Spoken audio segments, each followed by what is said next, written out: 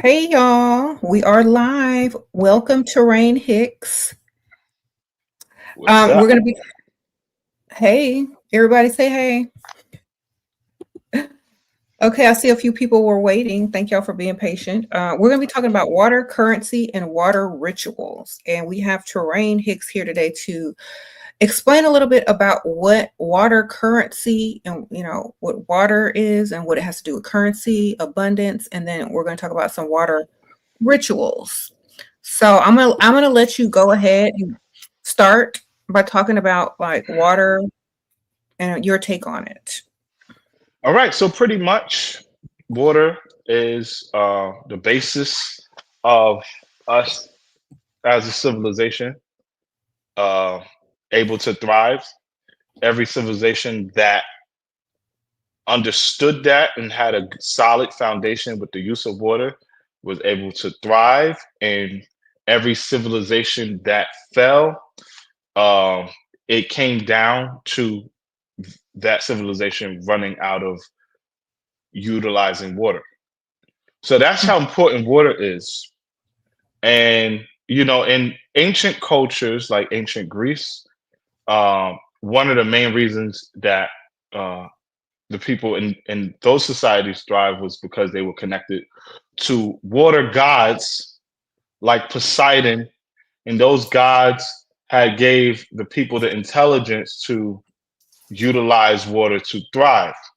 And this all goes directly into currency, right? When I say currency, I'm talking about money that we spend. Every fashion of every single way that we spend money is linked directly to how water flows. Currency is about the flowing of water. So this is like it's all esoteric secrets. Mm-hmm. And I noticed that those who understand this uh, organically make more money. Yep. Agreed.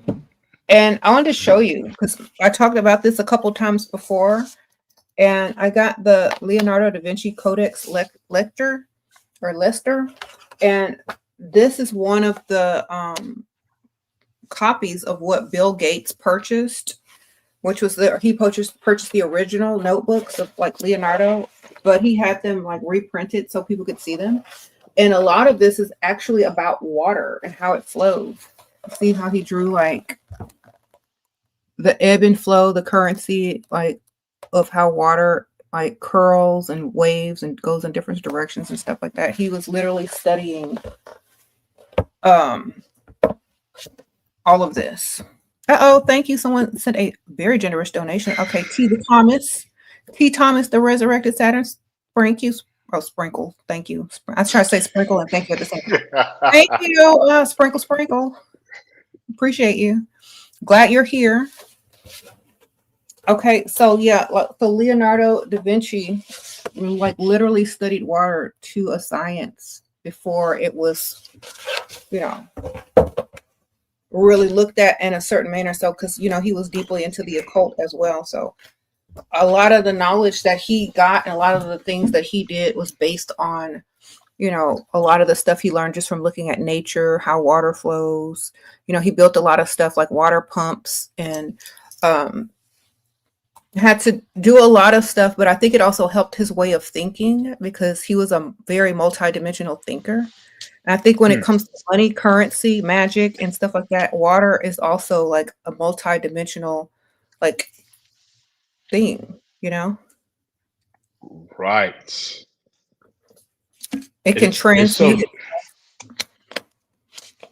it's so deep that you mentioned Bill Gates Mm-hmm. purchasing that book, Mm-hmm. and interesting because he's also very big into uh, purchasing water rights Mm-hmm. and the water aquifers. Bill Gates is one of the billionaires that is ahead of the game when it comes to this new commodity that I knew about this since 2007. Water will become known as blue gold very soon because the world is running out of water the traditional way that we use it. So billionaires are purchasing water rights so that this new water that will become known as blue gold, that they'll have the wealth in it. So it's interesting to know that Bill Gates studied this and then is now making a financial investment in water. That all makes sense. Well, I think it's also like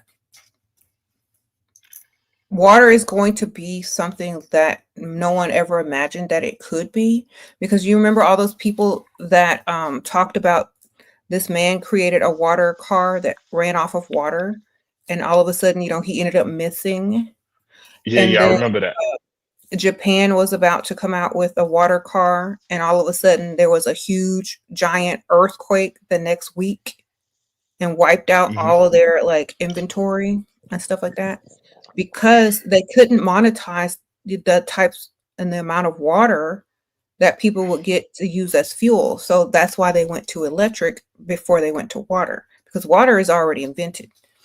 You know, water cars were already invented, but they couldn't find a way to profit off of it. And now they're trying to profit off of it, which is, in my opinion, this is a little bit conspiracy, which is why they are practicing cloud seeding to see if they can create like water with certain chemicals, you know, and elements and things like that, so they can produce it when they need to produce it, and drought when they need to drought. And so this is all like also in the book of Enoch when they talked about controlling the weather and all of the rains and the clouds and stuff like that. So if you have water rights to lakes and streams and oceans and wells, and if you are able to do cloud seeding and all that kind of stuff, what happens is you're going to find a way to monetize money, water, into currency itself, into fuel, into all these things. So that's what they're working on now. And it's a lot deeper than that as well, but that's just a little touch on it. Yeah, that's deep. It makes sense. It makes sense. There's also water trading. So for anybody who want to jump in ahead of the game, look into water trading. This is happening like right now. They say that we're going to run out of water the traditional way that we use it around 2040.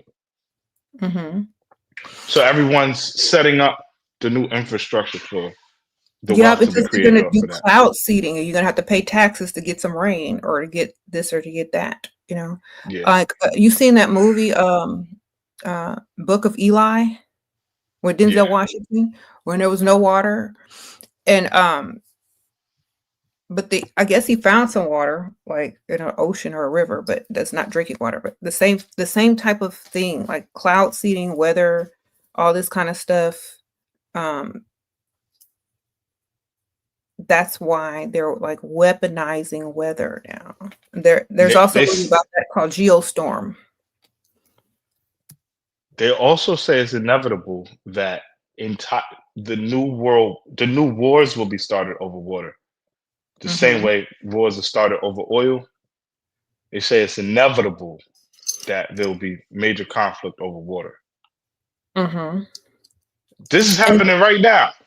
Yeah, but the funny thing is that, okay, then you have like all these other theories and all these other people like being scared about this and being scared about that. A lot of people that own land also have wells, like water wells on your own land. So if you own your own property and you own your own land, like a big chunk of it or something, you know, if you have like water, you're able to get a well built. So I think people should do that. If they own like a big chunk of land, they should have a well, not depending on like the water systems from like the city. I would say that, and also for the esoteric secrets of owning a well. Like I feel like owning a well is having wealth. Yep. I definitely see that, the magic in that. And it doesn't cost that much to make if you own some land. Yep. So I think people should look into that too. And you know how they made it like illegal to collect rainwater in some places? Yeah, I heard about that. That was before they really started that cloud seeding stuff because they didn't want you drinking or using that experimental cloud seeding rain for anything. But because there is like a lot of, experimentation there. So I think that's why at that time they said it's illegal to collect rainwater because that's when they were doing those experiments on cloud seeding. And now that they kind of got it down a little bit better, um, I don't think they're really enforcing that as much anymore. Yeah, how we deal with water is going to pretty much dictate how the world's going to move. Hmm. And this is going to all happen within the next 20 years. Yeah, and they even started making like all types of different types of bottled water, edible water, like gel water. So they're like really expanding upon like what it means to be water. It's kind of crazy. You know, one of the things that I've been looking into is glacier water Mm-hmm. because it is untouched. It's not tampered with. It's very old. So I've been looking into glacier water. I'm interested in drinking that. Yeah. Do you believe that the stuff in the store that they claim is glacier water, you think it's really glacier water, or is there a place or a brand that is what it says that it is? There was a brand I was looking into. I forgot the name of it. I know that stuff is real because how expensive it is, and they show you where they're pulling it from. They're going into a glacier and getting it. But I do feel like a lot of the glacier water in the store is not real because Mm-hmm. it's a little expensive to get glacier water. It's like $30 a bottle Mm-hmm. Okay. because they got to get it from a glacier. Yeah. So if it's less than $25-$30, I don't think it's real. Mm-mm. So do you do like any type of rituals or whatever with I don't know if you've ever had some glacier water. Do you do it? Is there any kind of cool rituals you can do with that glacier Oh, water? absolutely. So one of the things about glacier water is one is very old, two is untapped, three, um, the one thing that in all of our spiritual traditions that we charge something with is water because water turns into anything that you enchant it into, right? It's Mm-hmm. formless. So you're talking about ancient formless molecule, right? Mm-hmm. So this is perfect for spiritual baths, right? It'll put some real oomph and power on whatever you're charging. Mm-hmm. So back in the old days and still in the modern era, a lot of people used to work with water deities or water spirits, and we talked about that on one of our other videos. Is there a water spirit or a water deity connected to glaciers? Um, I don't know anyone connected to glaciers. I don't know anyone specifically connected to glaciers. Okay. But I feel like the closest deity would probably be Poseidon, Mm-hmm. right? Because he's connected to all water, stormy water, frozen water, ice water, melted water. The only deity that comes to mind closest would be Poseidon. Okay. So if you want to increase your currency flow, how do you work with water, or are there certain energies you can work with, spirits, beings, or just water itself to increase your currency flow and money? So one, any every powerful water deity by default is going to increase your money, Mm-hmm. right? So like I said, Poseidon, any of them, right? And then the second thing is to work with water to increase your money. One of the most powerful things you could do is sit in the bathtub, and while you're in the tub, chant your money mantras, Mm-hmm. right? Or go into the ocean, sit in the ocean, and meditate on money. because all money is going to be coming from water anyway. Mm-hmm. I think it's one of the biggest secrets of money is that it's water. Yeah. Currency is water. Mm-hmm. So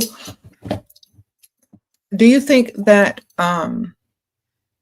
let's talk about the water investing. Like a lot of, like you said, a lot of billionaires are investing into water. You calling it blue gold. They've been doing this since 2007 or maybe before that.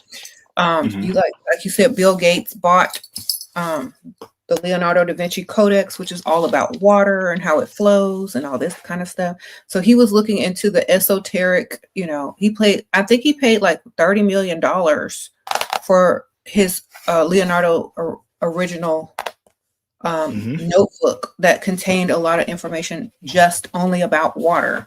And he actually had to pay to have it translated. So like I can't read this, it's all backwards and it's in Italian, but he did a little scribbling and scratching of water. And I think like sacred geometry, how water flows. I even want to get into like, I don't want to say quantum physics so much, but water creates a currency and electricity. There's lots of mysteries that happen over the water in some places on the earth, like Bermuda Triangle, Devil's Triangle, and there's lots of like different whirlpools. There's talk about stuff under the water. So water is very interesting as far as it being like a portal as well as a mirror, a portal, thing that sustains life. So it's like in so much of everything, it's very powerful. So if you were to study anything and pay $30 million for some Leonardo da Vinci, research on water, I think that they may have found something very esoteric that they're not probably sharing with the public. But what they did do is allow you to have copies of the notebook and see if you can figure it out yourself. So what do you think? Yeah, I think that the Illuminati has been holding on to this for a long time. And there are certain secrets, right? Like he who controls the water controls the future. Mm-hmm. That's like an Illuminati quote or secret. Mm-hmm. So yeah, like the esoterics of water it all started with the civilization of Atlantis, Mm-hmm. and it was passed down to the Egyptians, and then that was passed down to the Greeks, that was passed down to the Romans, and then that passed down to the Vatican. Even the Vatican has a very big water reservoir that they own, right? All of the ancient advanced civilizations, the way you knew that they were an advanced civilization was the aqueduct system. Mm-hmm. So this intelligence on how to deal with water is coming from deities. Mm-hmm. And that's what they're not trying to let people know. Right? Because people know that, then they'll start chanting to water deities, and then now they'll start to have competition. Mm-hmm. So yeah, I mean, there's so many secrets surrounding water, mm-hmm. right? And studying the direct metaphysics of water will lead you straight to wealth. Mm-hmm. It has to, right? I believe even seafarer science, like the science of the seas, mm-hmm. will teach you how to become a very good merchant or salesperson. Yep. And also like studying anatomy and studying how rivers flow, studying the vascular system and the veins and how blood flows, everything is in relation. So, even studying that is also studying water, like studying any type of anatomy about veins, arteries, and blood flow is the same thing as the study of rivers flow, flowing into the ocean out of the different lands. It all connects, and that's why the life of your body is the blood and the water, and like blood and water are very closely connected. As far as both, especially from the ocean, both being salty, both being of a certain quality, bringing life to the planet and to the body. So I think that's why there's a lot of quote unquote blood rituals, water rituals, and all this kind of stuff, and like occult magic, because it's like the water of your body, or the essence. Even the entire study of the subconscious mind is a direct study of the ocean. Mm-hmm. And then, like what you said with blood and plasma, like, yeah, this stuff is so deep. And what you said about whoever controls the water controls the future, because the water in itself is past, present, and future. Remember we said that last time, because it's been on the planet since forever, and it's been in the universe since forever. It doesn't go away. It just recycles itself. So the water that we drink has been here forever. So it's the past, the present, and the future all at the same time. So it has that knowledge. Yeah, it's so deep because we only use 2% of the planet's water. That's how powerful it is. Just this 2% is so impactful, right? I was watching a documentary, and they were showing how much water goes into making a hamburger, a single hamburger, because it's water for the bread, for the meat, and all of that. So much water goes into making one single hamburger. Wow. And that's like with all our food, is that we use so much water and we don't realize it. I think that's why a lot of people are going plant-based, because it's less water. Yeah, because less water. That's why they're pushing it to be plant-based and coming out with the vegan meat, because it costs less water. It costs less water, a lot less money in the long run. Because when water becomes known as blue gold, like I said, this is around 2040, 2050, then we're going to be very conscious of using less water, because it's going to be that much more valuable. So using less water, conserving more water, treating it like gold, you think the water bills are going to go up? Oh, absolutely.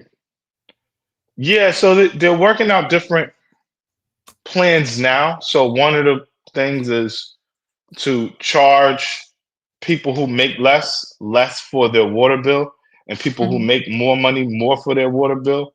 But we're all going to have a way more expensive water bill. But water's going to be way more valuable than oil soon. I believe that. Okay, T. Thomas says, if there are no glacier deities, you can just create your own deities and go from there. That's interesting. Okay. Sprinkle. Kind of like, that's how, kind of like a servitor, and you can create it and definitely name it. Maybe create a sigil with it. That's a good idea, T. Thomas. Sprinkle. Or you could take a mermaid, set it on some ice, and work your magic. Okay. Chant some mermaid incantations. And yeah. That's interesting. So Elsa from Frozen. Okay. Thank you, Roma. I appreciate this. Having and maintaining an aquarium bring luck and prosperity. Thank you for the super chat. Oh, absolutely. Absolutely. One of the things, two things that I know for a fact bring prosperity. Ant farm, like if you really understand how to cultivate one, and an aquarium. Because what you're doing is you are cultivating life, you are sustaining a society. Mm-hmm. You have that energy is going to be all over you. It's putting yourself in the position of being like a god or a deity or a Yes, creatrix. yes. That is a good way to hone in on sustaining powers, Mm-hmm. which would make you wealthy if you do it right. Absolutely. Mm-hmm. That's a Hmm. good idea. I like that analogy, like Oh yeah. aquariums and being like over a society. That's good. Hmm. Do you think people like that are deeply into the occult do that in other ways besides an aquarium? I mean, if they have a society, yeah, Mm-hmm. yeah. If they have like a group or a cult, and that organization thrives, sure, Mm-hmm. yeah. So you think that's also what it's based off of, like the hierarchy of the ocean, the hierarchy of like life in nature? You think a lot of societies use that same type of,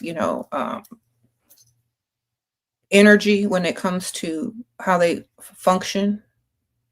Absolutely. That's why Mm-hmm. that book is very important because it's teaching you the fundamentals on sustaining life. Mm-hmm. That's going to deal with the fundamentals of how water flows. Mm-hmm. It's all interconnected. Okay. And Hmm. someone said The Sims, the Sims I was game. just thinking about The Sims too, Uh, but I think you should use real life forms. mm-hmm. Thank you, Hannah. Sprinkle, sprinkle. So The Sims are sharp in your mind though. isn't that why, like, you have like those mob crime movies where they make it like a big mafia family and they like rule over and they got rules and you do this, I think even like criminals use that same system. Like organized crime use that same system. Secret societies use that system. The government use that system, and it all comes from water and the ocean. It all comes from the structure of water and the flowing Hmm. of the ocean. The structure of water and the Even flow. energy, electricity, that all days that goes back to water, Hmm. right? Our electrical grid, that's all powered by water, right? The juice that powers up a power plant is water. Hmm. It, Yep. if the Illuminati were hiding something, this is it. This is it. Hiding the occult magic of water. Yep. Okay. The occult magic of the structure of how water moves. Crypto, online banking is going back to water. Okay. Like, explain that. Well, like sometimes you have like an ocean that it can clean out a river, Hmm. right? Or you have a canal that can blend into this. The way that water transfers is the same exact way that we transfer money through banking. Can I ask you a question? Is that why Donald Trump wanted to rename the Gulf of Mexico the Gulf of America? I really believe so. I really believe this because he who controls the water controls the future. Hmm. So the PowerPoint is the Gulf, the Panama Canal. Yep. It's because it's a water point. It's a PowerPoint. So if I rename this PowerPoint, I'm going. I have changed the whole trajectory of how the future is going to move. Just Right. because I just simply renaming it. Right. Okay, so Elephant Para asks, can grounding a lot remove black magic and witchcraft? Okay, we're talking about water. But I mean, I'm sure maybe Terrane can answer that question for you. Not necessarily. Not Okay. necessarily. Sprinkle, sprinkle. So, okay, so water, the renaming of the Gulf to the Gulf of America, the wanting to control the Panama Canal, putting tariffs on things that come overseas. I mean, it's starting to add up. You know? Yeah, yeah, see, even the tariff thing is important because overseas, it's because there's a controlling of what comes across the water. Mm-hmm. That's the big part. Whatever comes across the water is going to affect money. Mm-hmm. Anytime we travel across the water or anything that crosses water is dealing with currency on many levels. So I guess you can like look at it from different perspectives when water overseas travel, you know, all that kind of stuff, renaming of this, like in the political stuff. A lot of times people don't look that deep into it and see like, okay, why are they doing this? Why are they doing that? But y'all know he's an occultist. Y'all know most people in the politics are also into those, you know, secret organizations and into the occult, and they're just going to do the magic and the rituals right in front of your face. No matter what people say, no matter what people do, people that know what they're doing, they know what they're doing, and they're not. I don't think they're as bothered by it unless it's something that's detrimental to, you know, the people. You know what I mean? So I think a lot of stuff is disguised as like political moves when it's just occult rituals in your face. I mean, we already know that though. Yeah, just sorcery. Yeah. Inspired a lot of times by some of the deities. Yeah. Mm-hmm. They Okay. influence the politicians. That's true. Would having a picture of fountains from travel like Trevi Fountain bring prosperity? So fountains are pictures of fountains. Do they bring? I think it's more tangible to own a fountain in your home, and you make that your prosperity fountain than to have a picture. Yeah, because you know you can buy fountains. They don't cost that much these days, and you just plug them up. But I guess pictures of fountains and having a real fountain, if you combined it, I would say yeah. But I think True. pictures are good for your imagination and your, but having that water flowing and that sound is much, even the sound of water and a video of water is better than just a still picture. Yeah. An ambiance or something. Yep. Okay. Sprinkle, sprinkle. Literally, sprinkle, sprinkle. So, that's what, like, when in the church, when they bless you or they baptize you and they have this little water sprinkler, when they say mama say mama sa mama kusa on the people that come in the church. I don't know what they say. Something in Latin. But when the Catholic priests do that and they sprinkle the holy water on you and stuff like that, that's also a ritual. And the little orb that they're throwing the water out of as well, that's like a whole sacred ritual. And it's like blessing, like putting, it goes real deep. We ain't gonna get into it, but putting some stuff on you in a certain way. And that's why I think a lot of people don't realize, like, when you get baptized, when you get put in the water, when they do the little sprinkler on you, when you get the holy water from the church, like you said, the church is heavily into the water, into blood, into all those rituals. And so people sell like magical waters, Florida waters, all these kind of waters people are using. So can you go into that? Like, if people want to get into the different types of waters, what from holy water to esoteric waters? Yeah, all the esoteric waters are real, right? Holy water, all of that stuff. Any water that's prayed over, whatever is enchanted into that water, the water becomes it.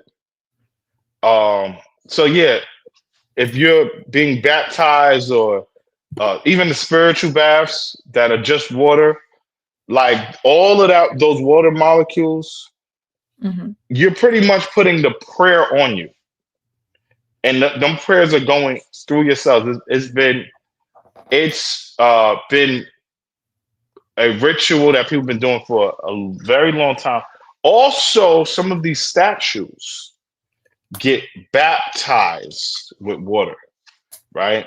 So, like, you'll take a statue like this, and then you'll pour water on it. You'll pray over it. It's called a hydration bath, right? Mm-hmm. So, a lot of the miniature occult statues of these deities, you all can do that in a very practical way.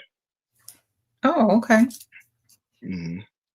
That's so for people that want to do those, what does it help with, like, mostly? One, if you use the right prayers, it can activate the actual deity. It can bring the actual deity to life in a sense into the vessel. There's one of the benefits of that. Uh, Another thing. So say I want to use Poseidon for protection. I would use a Poseidon protection spell. Now, as I'm saying the incantation, I'm hydrating. You take like a gallon of water, you chant into the gallon, and then you pray while the water's dripping, Okay. and that is activating protection. Very powerful. Yeah. Okay, I'm gonna try that. Yeah. So, let me read some of these comments. A lot of people, let me see.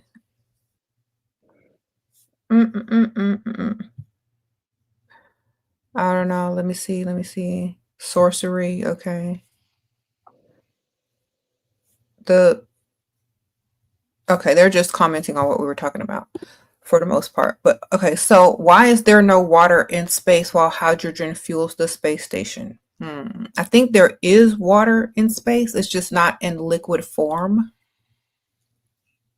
You know what Yeah, I there's mean? water in space, but it's not in that liquid form that we use it in. And they Hmm. got entire water planets. And also, like, they're floating through space on like meteors and asteroids, and they're frozen like ice. Yeah, yeah, So there is water in space, it's just frozen. yeah. It's a lot of water in space. Hmm. It just this part of space is very cold. Very cold.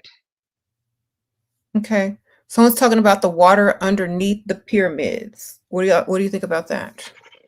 So it's interesting that I think this YouTuber, his name is Mr. Beast. I think they Hmm. spent like 90 days at the pyramids and they started to see that there's so much water in and under the pyramids.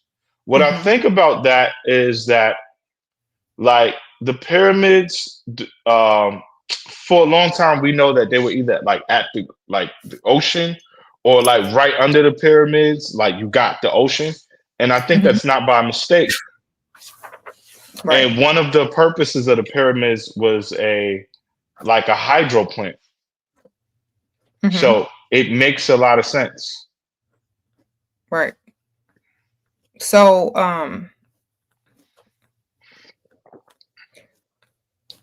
I think a lot of people like were real interested in like ancient Egypt, pyramids, water under there.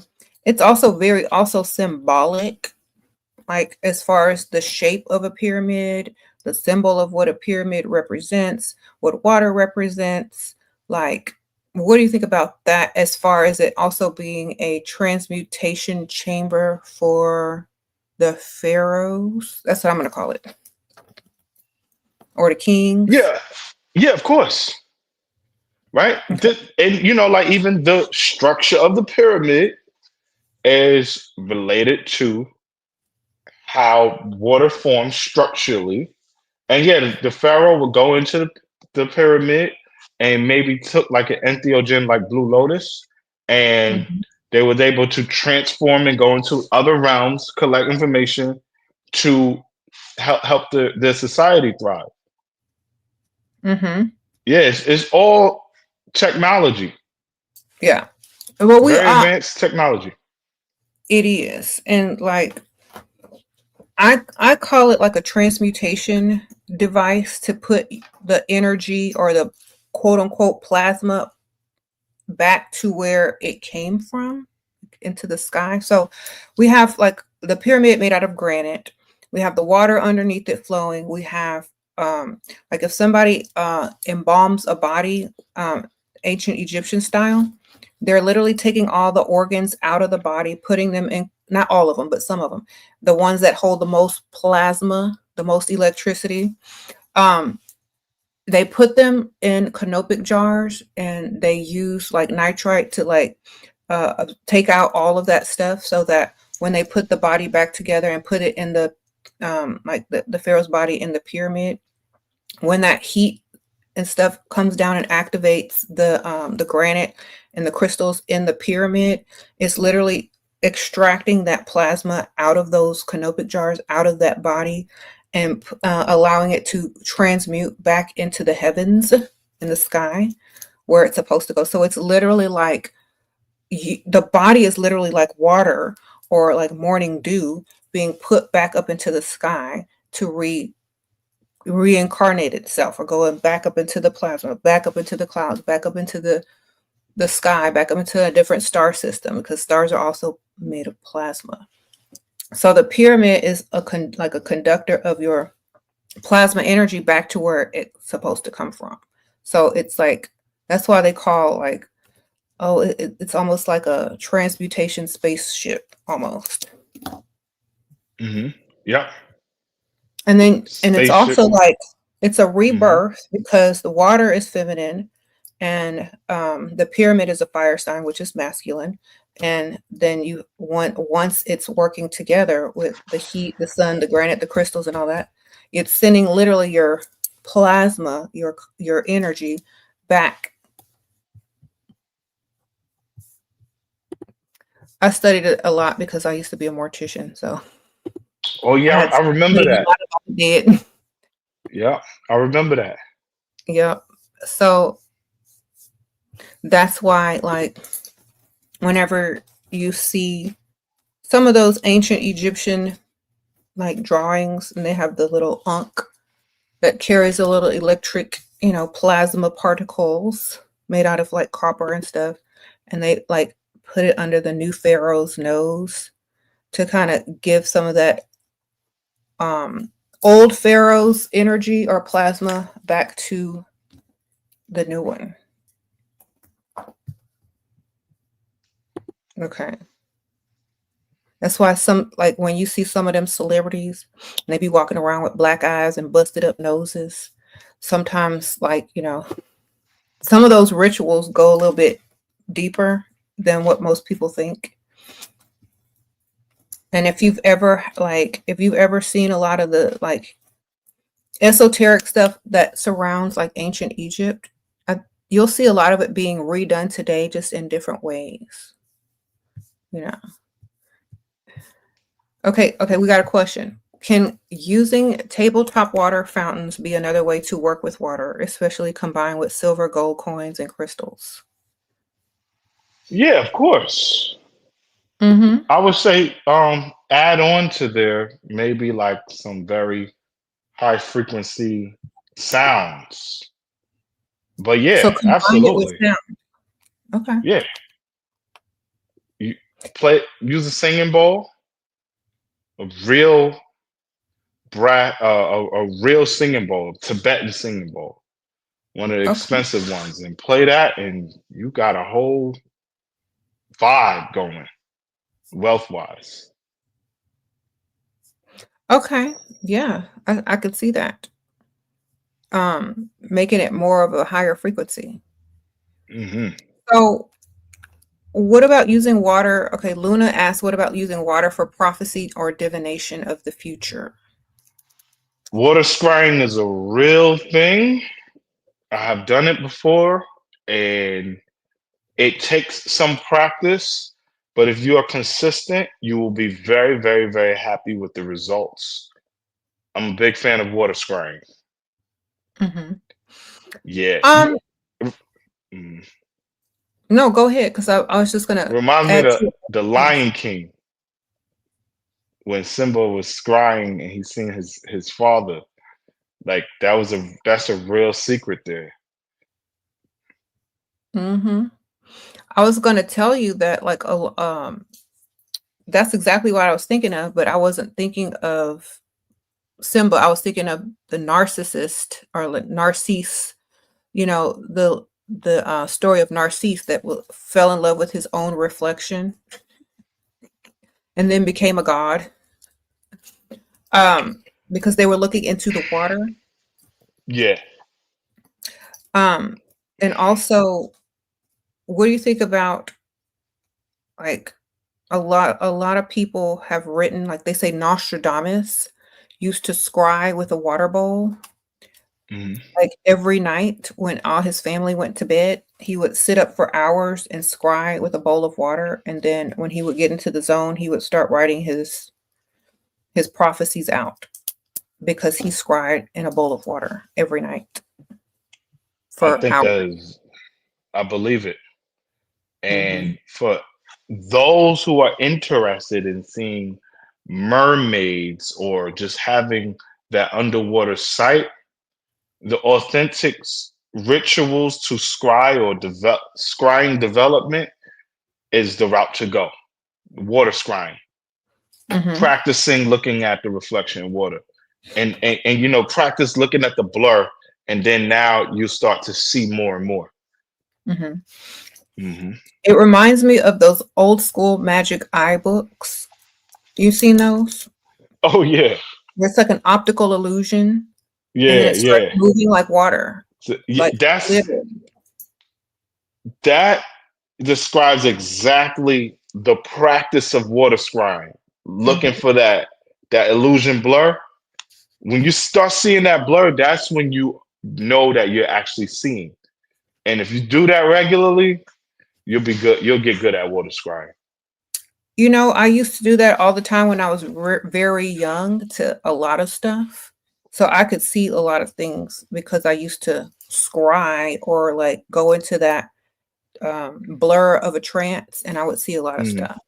So, and I didn't even know what I was doing. I was just doing it for fun because I was bored. We didn't have no Instagram, we didn't have no iPhone. So we just like stared into space and crossed our eyes and hoped to see something, right? Mhm. Yeah, I feel like some of us uh innately did certain things when we were children, and then when we started practicing the occult, we started finding out it was a real technique, and we like, Hmm. wait, I used to do this. Yeah. Hmm. Like, I used to do that when I got bored. What the heck? You know, I couldn't Mhm. watch TV. We didn't have iPhones. So, just stare into nothing, stare into water, stare into outer space, stare at the sky, stare at the bathtub water. I don't know. Um, I think staring, like, if you do a giant bathtub full of water and turn the lights out and maybe light one candle, you can scry in a giant, thing of water. You'll see a lot more. But I don't know, you gotta be ready for that. Yeah, what I was just gonna say is that's cool and it's gonna be very effective, right? Um, but please make sure the bathroom is clean, tip top, Oh, yeah, because you're because gonna. so many entities can come out of that place, right? The toilet is a portal. Also, the bathroom mirror, another portal. The bathtub, another portal. And then the tub filled with water, we got another portal.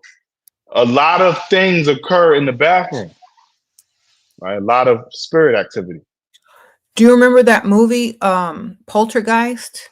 Or when that thing came Yeah, out of the bathtub? yeah. Anyway, so yeah, I feel like, yes, definitely keep it clean or cleanse it. Definitely Clint. Mhm. cleanse the area. Get you some cleaning products that maybe have a little bit of extra, like, throw some of that Florida water in there or whatever y'all be using and clean it up. But at the same time, if your bathroom is cleaned and it's, your toilet is closed, make sure you're just making extra sure that you're getting the best experience if you're going to do it. Yeah. You don't need no toilet water deities. No.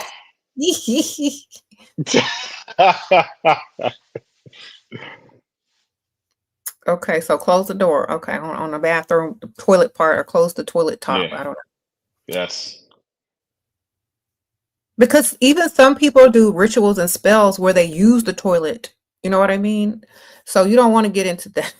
You don't want that toilet water on you. Did you ever notice that, like, the ancient Romans and the Greeks, they had these giant bathrooms? Mm-hmm. Or like inside of any palace, sometimes the bathroom is like the size of a whole apartment.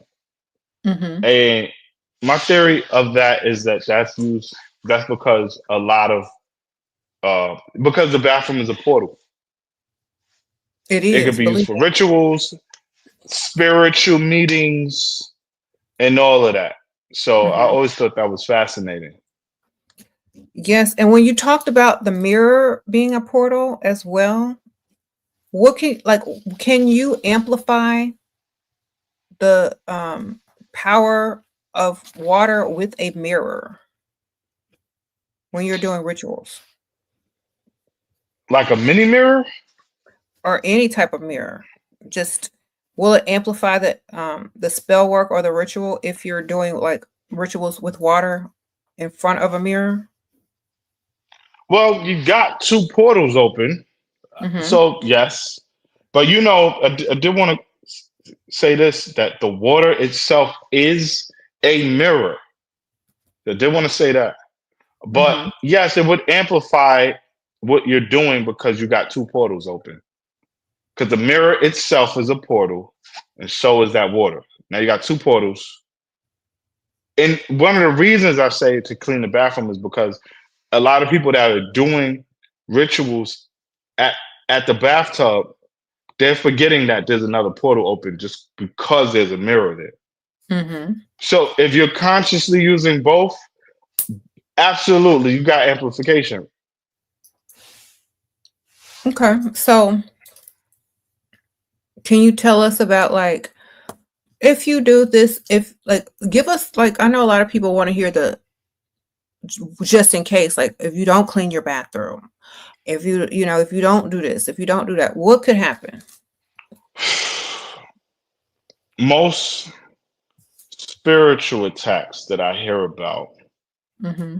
like real attacks, Mm-hmm. right, occur in the bathroom, right? Mm-hmm. Usually when somebody's taking a shower, right, or when they're in the bathtub. So that's by default, most attacks occur in the bathroom, right?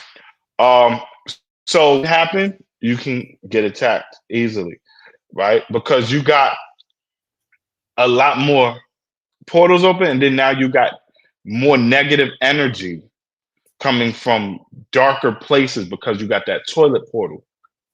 So the toilet portal, that's the underworld, and it's linked to several underworlds, right? So if you don't get attacked, right, you also can get influenced negatively, Mm-hmm. right? Very subtle. You do a ritual in the bathroom, and then now when you come out of the bathroom, you're just extremely negative. You know, um, what else can happen? Um, you're If you don't clean the bathroom and you got toilet energies present, right, or anything coming from there, this is where your finances can get affected in many ways. So, number one, you might work with deities that are benevolent, and if they are sense any toilet energies around, they don't want to work with you no more until you clean that up, right? Okay.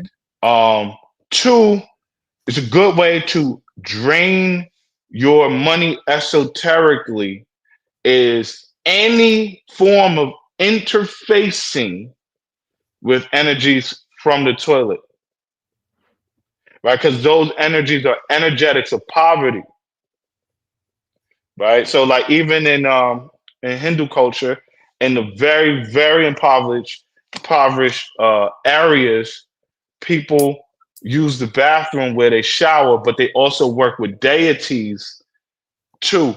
Those deities that they work with are charged up, and they can manifest in your bathroom coming up from out of your toilet. And they are energetics of poverty. So things like that could occur.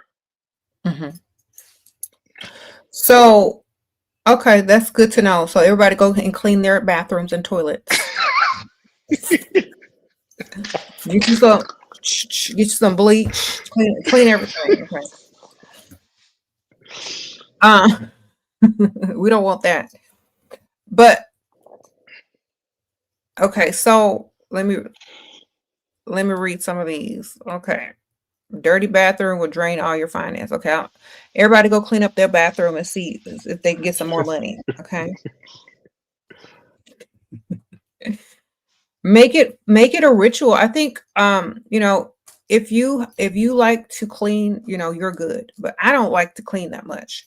It has to have meaning to me in order for me to do it and actually not not feel some sort of way. So if you make it a ritual like that, okay, well, I got to clean this because it's tied to that. Then it's going to be easier for you to just go ahead and get it out the way and do it, So, okay, what do you think about, let me think. There's a lot of like crazy stuff like that happens when people like start they did this thing called like water. They drank so much water that they died. Like, does that have any significant meaning? Like overly saturating your body with water? Because I remember when I was younger, I used to drink so much water, so much water, like more than I do now. And I got to a point where I was drinking so much water that I started to feel like I was floating or just out of myself. Have you ever, I don't know a lot, it's called water intoxication. Yeah, I had to like slow down on it. What is that esoterically that makes you want to do that? Water is actually like, although it's very essential, it is one of the most dangerous things that we interface with as well. Because I think it's symbolic that we have to control our use of it. Right? So drinking too much, you actually could die. Also, you can actually get addicted to water. There's actually a lot of people that's addicted to water, right? And then not having enough of it, you could die as well. But I am addicted to water. Right? But not managing our water consumption, whether drinking or as a society, is very important because a lot of the civilizations fell because they did not when they lost the ability to manage their water consumption. So I think is very esoteric. So let me ask you a question. You know how if you take a container of water and you put it in the microwave, it can literally like turn it into steam, or like you like take a wet sponge and put it in the microwave, it'll steam the microwave and you can like wash it off. Okay, so since we have all this 5G energies, 5G towers, all this wireless energy going through the air, a lot of microwaves going through the air, don't you think that's like dehydrating like people like the sponges would in a microwave? And that's why they're promoting like all these giant like Stanley cups, and I got to have my water, and they're always like making sure like you have your water, I think a lot of the technology is literally zapping a lot of the water out of us, which is why you have like these, new trends of like carrying a giant water bottle or a giant, Stanley cup, because they're trying to secretly rehydrate you from all the stuff that's going around, connecting us technology wise. And Oh yeah, I believe that. yeah. Oh, I could definitely see that. Yeah, Because because the water companies are in on all of this type of stuff. mhm. Mhm. And I'm saying that like since we have all this technology and it is, affecting something, as far as a lot of people are being more dehydrated, they're feeling their skin is drier, just a lot of stuff like that because of the technology that we have. A lot of people don't realize that keeping hydrated is one of the keys to like slowing down that dehydration process from the technology. They're not going to tell you because, they don't want you to get scared, but increase your water intake if you live around like one of them 5G towers, if you live around a bunch of like electrical towers and water and stuff like that.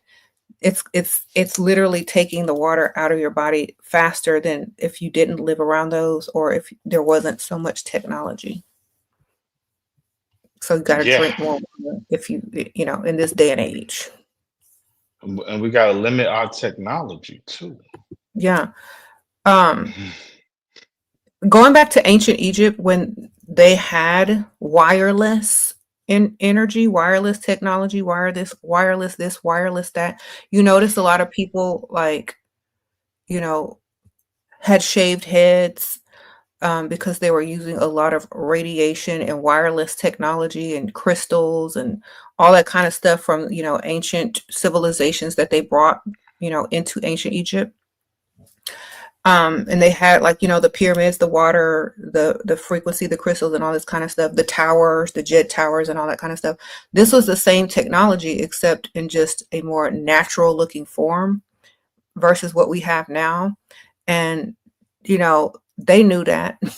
But a lot of people don't realize it's literally the same thing all over again, but with different looking technology, but it's still the same principle.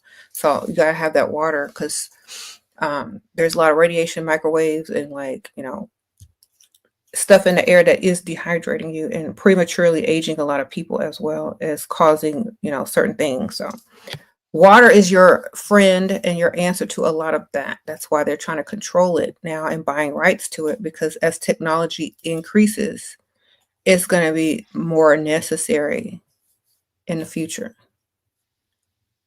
unless they halt the technology. That's one of the reasons why they didn't give Nikola Tesla the go ahead to do that wireless technology because it was causing, a lot of radiation and a lot of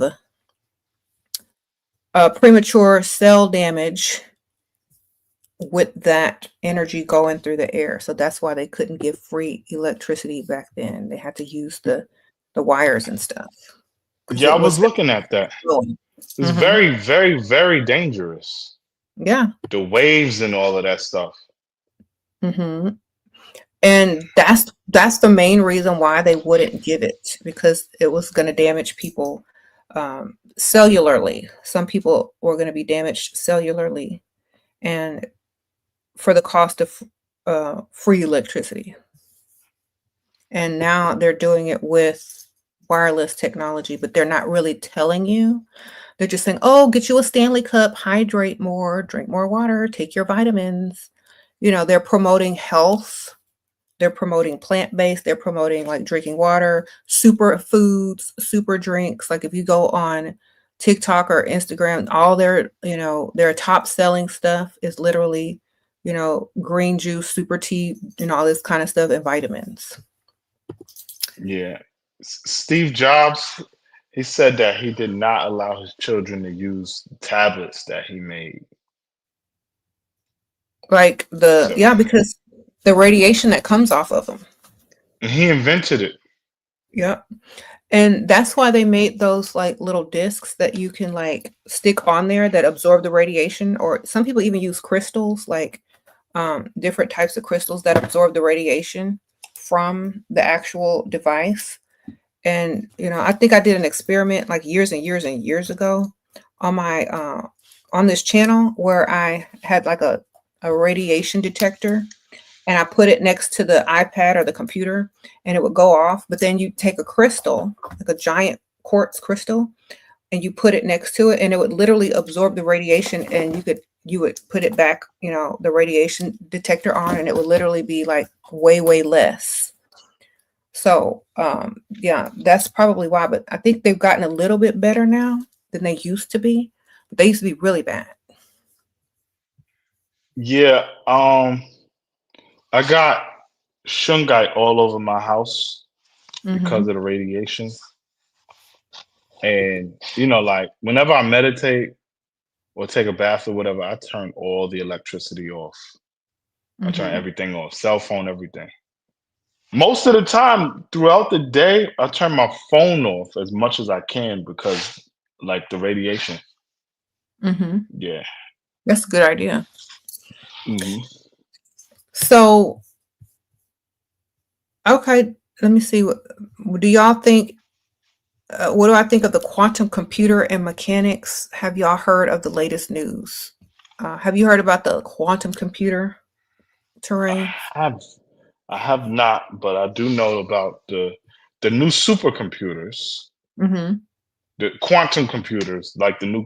They're like they cost like $500,000. But I feel like the pyramids were like a version of that,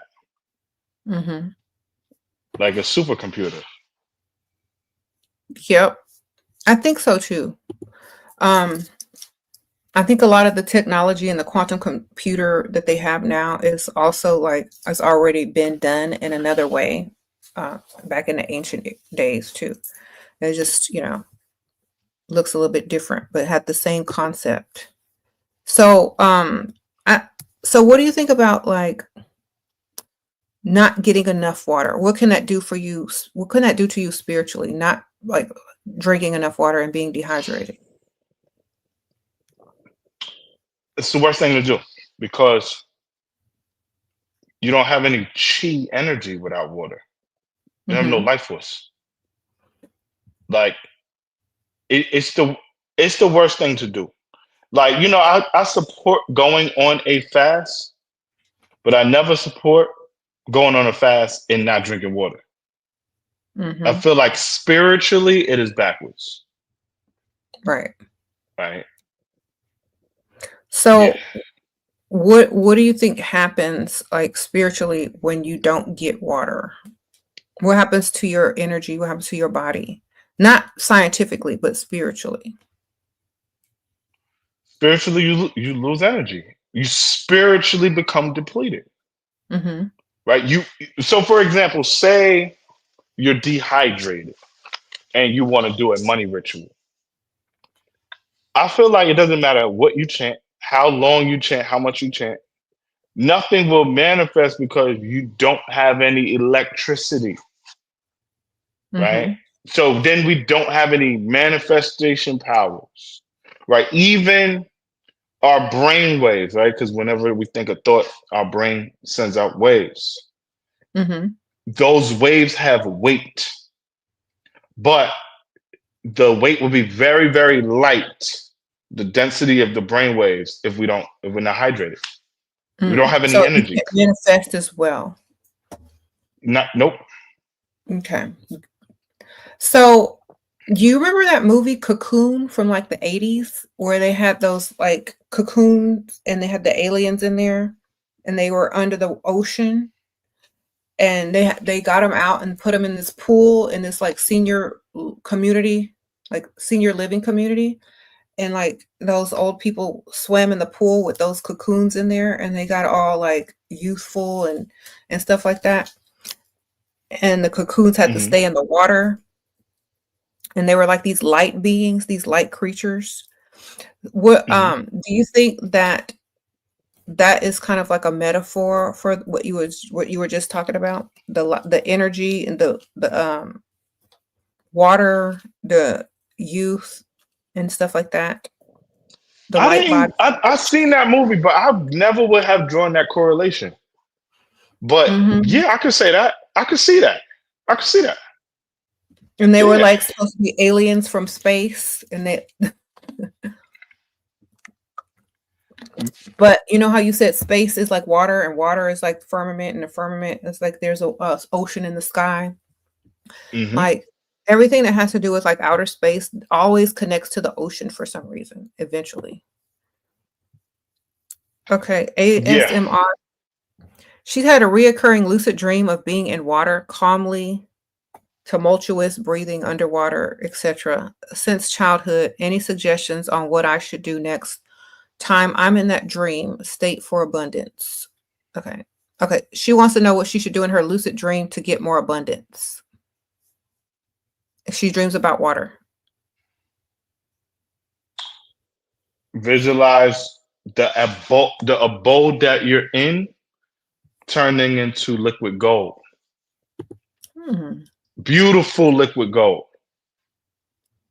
Try that. A beautiful liquid gold ocean that you're in when you're in that state. Yes. I always used to think of like, you remember that cartoon DuckTales when Scrooge McDuck had that giant vault of coins and money and gold, and he would go swimming in it? Yep. And it's interesting you mentioned that, because the coins from DuckTales, where he's in all of those coins, that comes from what I was talking about with the liquid gold. So that comes from the home of Lakshmi, right? She was born in liquid gold, and she created the energetic of the overflowing of gold coins and all coins of wealth. Just crazy that you drew that up. I used to pretend like that. I used to pretend I was like swimming in money when I was at like Chuck E. Cheese or Showbiz Pizza when I was young. In the ball pit, I pretend that was money or coins from like DuckTales. One of my favorite ASMR to listen to is coins. Flowing coins. Very good and very effective money meditation. Just listening to flowing coins on YouTube. So much magic in that, and secrets. Yes. I used to listen to that too, or people counting money, coins, and like paper money, and like slot machine going off. That stuff is so magical. I know a lot of times when I do casino magic that I listen to ASMR of the casino, because they have all that stuff on YouTube. Yep. I used to listen to that too, and I put it on like they have like the ones that just sound like money, and then there's one with money and water at the same time. You should find that one. Okay. Yeah. Okay. Yeah. So I used to sleep to that. I was on my like, I'm gonna make money in my sleep. I'm gonna make money when I'm awake. I'm gonna make money when I'm not even doing nothing. So that was one of the ways that I did that. I continuously had like you said, ASMR coins, ASMR water and coins, slot machine sounds, frequencies on like, abundant frequencies. I had all that stuff going for like at least the last, couple of years.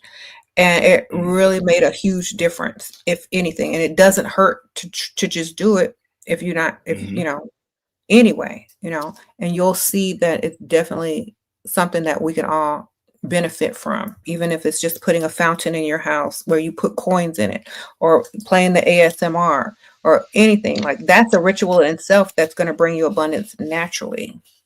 And a lot of different cultures already know this and do that. They got money trees. They have like ancestor coins, ancestor money, and all this kind of stuff. It seems like a lot of different cultures are already tapped into this. It's like the Asian culture is already tapped into this a lot by doing this kind of like prosperity work. But, we just sitting here. That's evil, Yep. So I think we need to tap into it definitely, and like open your mind more and just try it because it can't hurt anything. Exactly. Mm-hmm. So, I don't want to keep you here too much longer. I don't know. How much longer do you want to stay as our guest? I'm Because good. It's up to okay, you. okay, maybe like 10 more minutes. If they want 10 to minutes is ask you, cool. y'all want to ask Terrane something, y'all go ahead and put it in there because I know you do rituals. You have your Yes. own YouTube channel. You have your own, let me put your information up here again. You got All right. Instagram. If you want to reach out to get some ritual work or spell work done, you can I'm doing text on the number or that I'm putting there. yeah, I'm doing money rituals with Poseidon Mm-hmm. this week. So if y'all interested, just text me. Okay, and you send you do videos of your rituals, right? People can see. Indeed, I do. Yes. Mm-hmm. Mhm. I've been looking and seeing all your videos and all the rituals. You really go all out. Yeah, I got a whole coven. So I got a whole Mhm. team. Yeah, we go real hard. So, this prosperity ritual that you're doing with Poseidon, do you Mhm. use water in it? Oh yeah. So ocean water, gotta go to the ocean, gotta collect ocean water, uh bathtub water, sea salt water. All there's a lot of different forms of water we use. And then we use a lot of Poseidon incantations. There are Poseidon spells from 2,700 years ago that we use. Ooh, And yeah, it's very, very intense. So okay. That we'll be sounds doing like that it's all worth week. it. Yeah, That yeah, we'll be sounds doing like that it's all worth week. it. So, Right. okay, so let's talk about different kind of waters for the last few minutes. Um, okay, someone's asking, T. Thomas is asking, what's the connection between gold and dragons? Golden dragons? Gold Only connection and gold? dragon. Yeah, The gold. element gold? Well, dragons esoterically protect the vault, right? In the castles, right? In the astral castles, the dragon's lair was there to protect the castle. And the dragon's lair was right next to the vault, protected the wealth, Right. right? So there you go. If you've ever been subconsciously regressed, a lot of times people use hidden treasure and dragons together Hmm. because yeah. So a lot of times it's like, okay, it's guarding treasure. Hmm. Yep. Yep. Okay. So whatever your treasure is, sometimes a dragon will protect it or guard it, even in the astral realms. In my Yeah. in my in my knowledge. Yep. We saying the same thing. Right? But yeah, ocean water, right? Mhm. A bowl, a glass, whatever, of ocean water. It's so powerful because just think about where that water has been, right? And like how far it actually travels before it gets to you. And And it time all of the travels. memory it stores. Yeah. And it time travels. And the time travel, right? Mhm. The main thing about water is that it holds memory literally forever. So you It's combine that with ritual and yes, it's been to the Bermuda Triangle. It's been mhm, to the South Pole. It's been frozen. It's been thawed. mhm. Everything. You know what I'm saying? And this is one of the reasons like you go to a beach and you go into the ocean and 3 seconds later, all the weight that you had on you is just off. Mm-hmm. Because all that memory and all that energy could take all that off like that. Mm-hmm. So true. So when you channel something that strong, or you take something that strong and you put it into ritual use, the manifestation powers of the force of water is so strong because of that. So go get y'all some ocean water. Ocean water. Right? And any of y'all that want to see these ocean entities like mermaids and all of that, get some ocean water, pour it in the bathtub.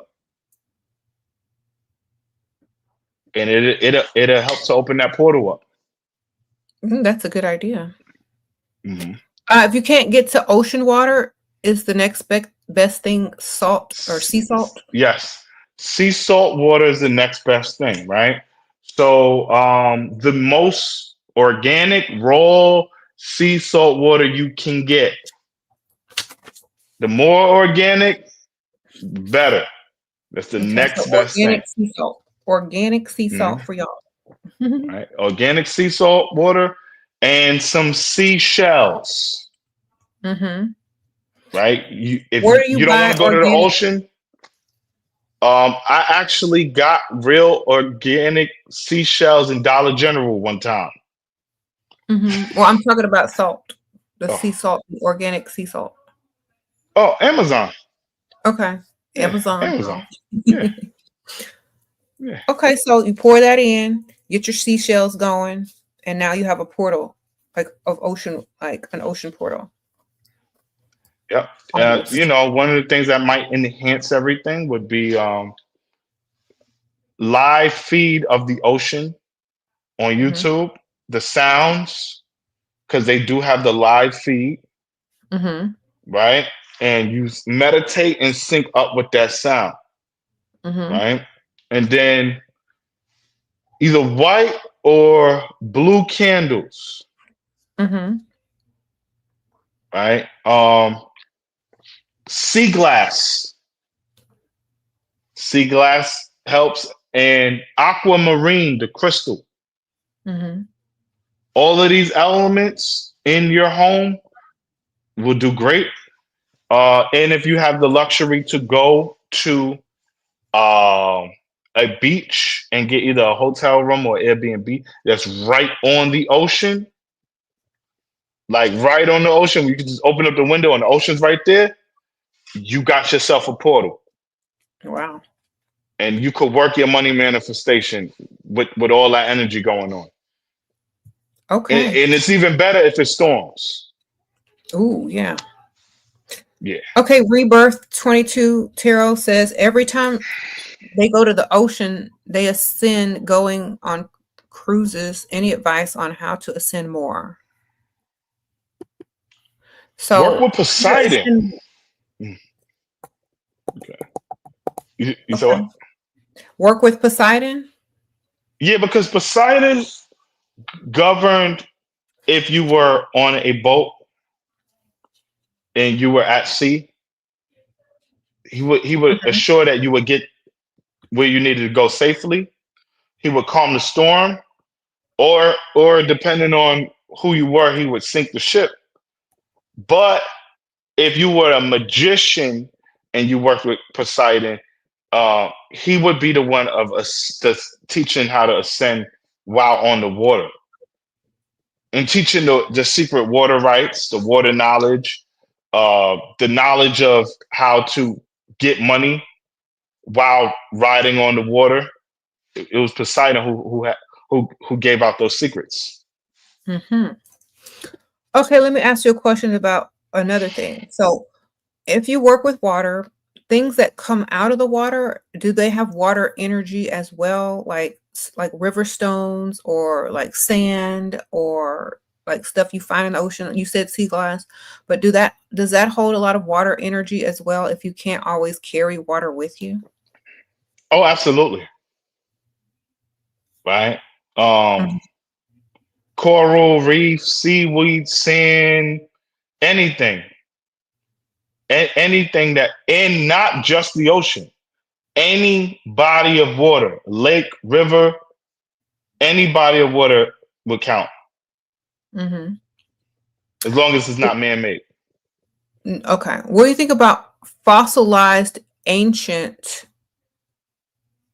like remains from the water? Like they sell a lot, they find a lot of ancient squid fossils, a lot of different like animals that crawl on the like in the ocean floor. What can we do with that? You know, I have some fossils from some arthropods from the water, and what drew me was that they were like 125 million years old, right? And I'm like, just look at all of that memory. Oh, we Mm-hmm. could do any and everything with that, because things that are ancient that still remain have immense power, Mm-hmm. because these things, they change form over time, but they were here when the city of Atlantis was here. And Mm-hmm. these things were here when the Egyptians were in their golden era and all of that. So all of that memory, information, and power is in those items. And I feel like holding on to those items, especially from the water, helps us to time travel and access the Akashic records, Mm-hmm. right? That's exactly what Um, I think. That's exactly what I think. If you hold one in your hand, like if it's a fossil, especially made out of a certain type of, stone or rock or whatever, you're yep, literally gonna feel you literally are gonna like tap into that ancient energy. Um yep, and it's just gonna be real different. yep, yep. So I actually I have some like Hmm. squid ancient squid fossils that I've done that with, and it's like, Oh, yeah, you can feel that energy.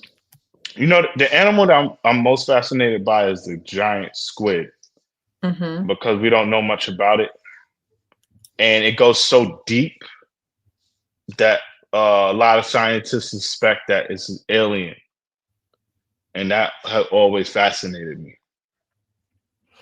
Yeah, it could be an alien. They say most octopuses or squid are Yeah, probably aliens. yep.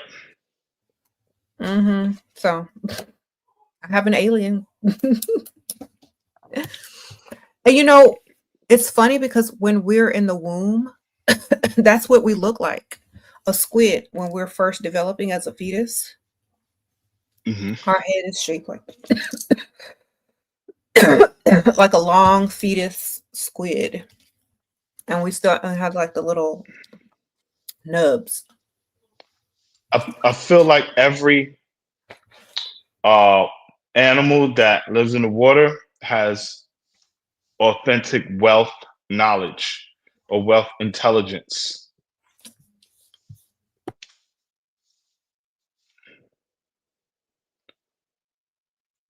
Sorry. Yeah. Because I know all the water deities have wealth intelligence, right? So I know all the water animals have wealth intelligence.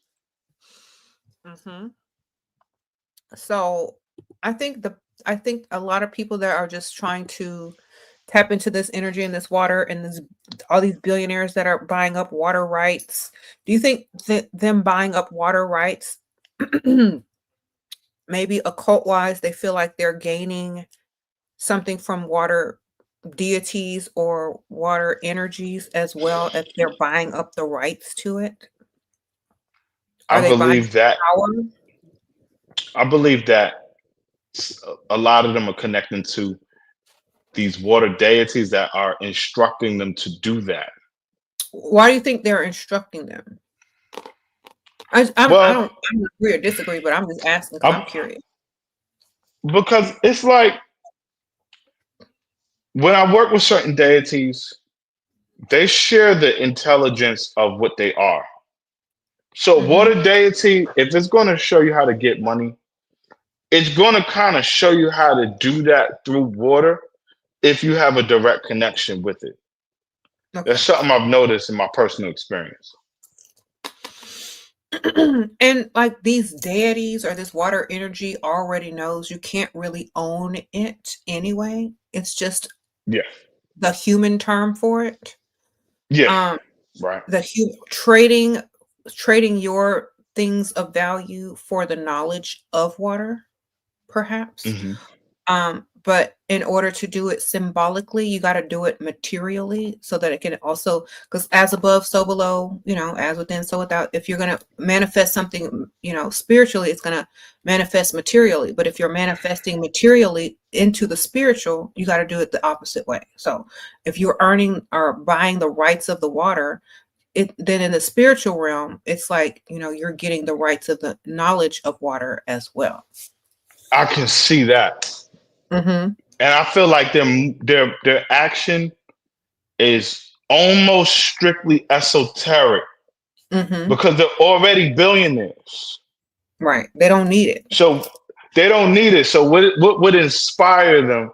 I feel like it would be going at the pursuit of the knowledge because Mm-hmm. it's just that valuable. Right. I mean, who's going to pay $30 million for a book about water?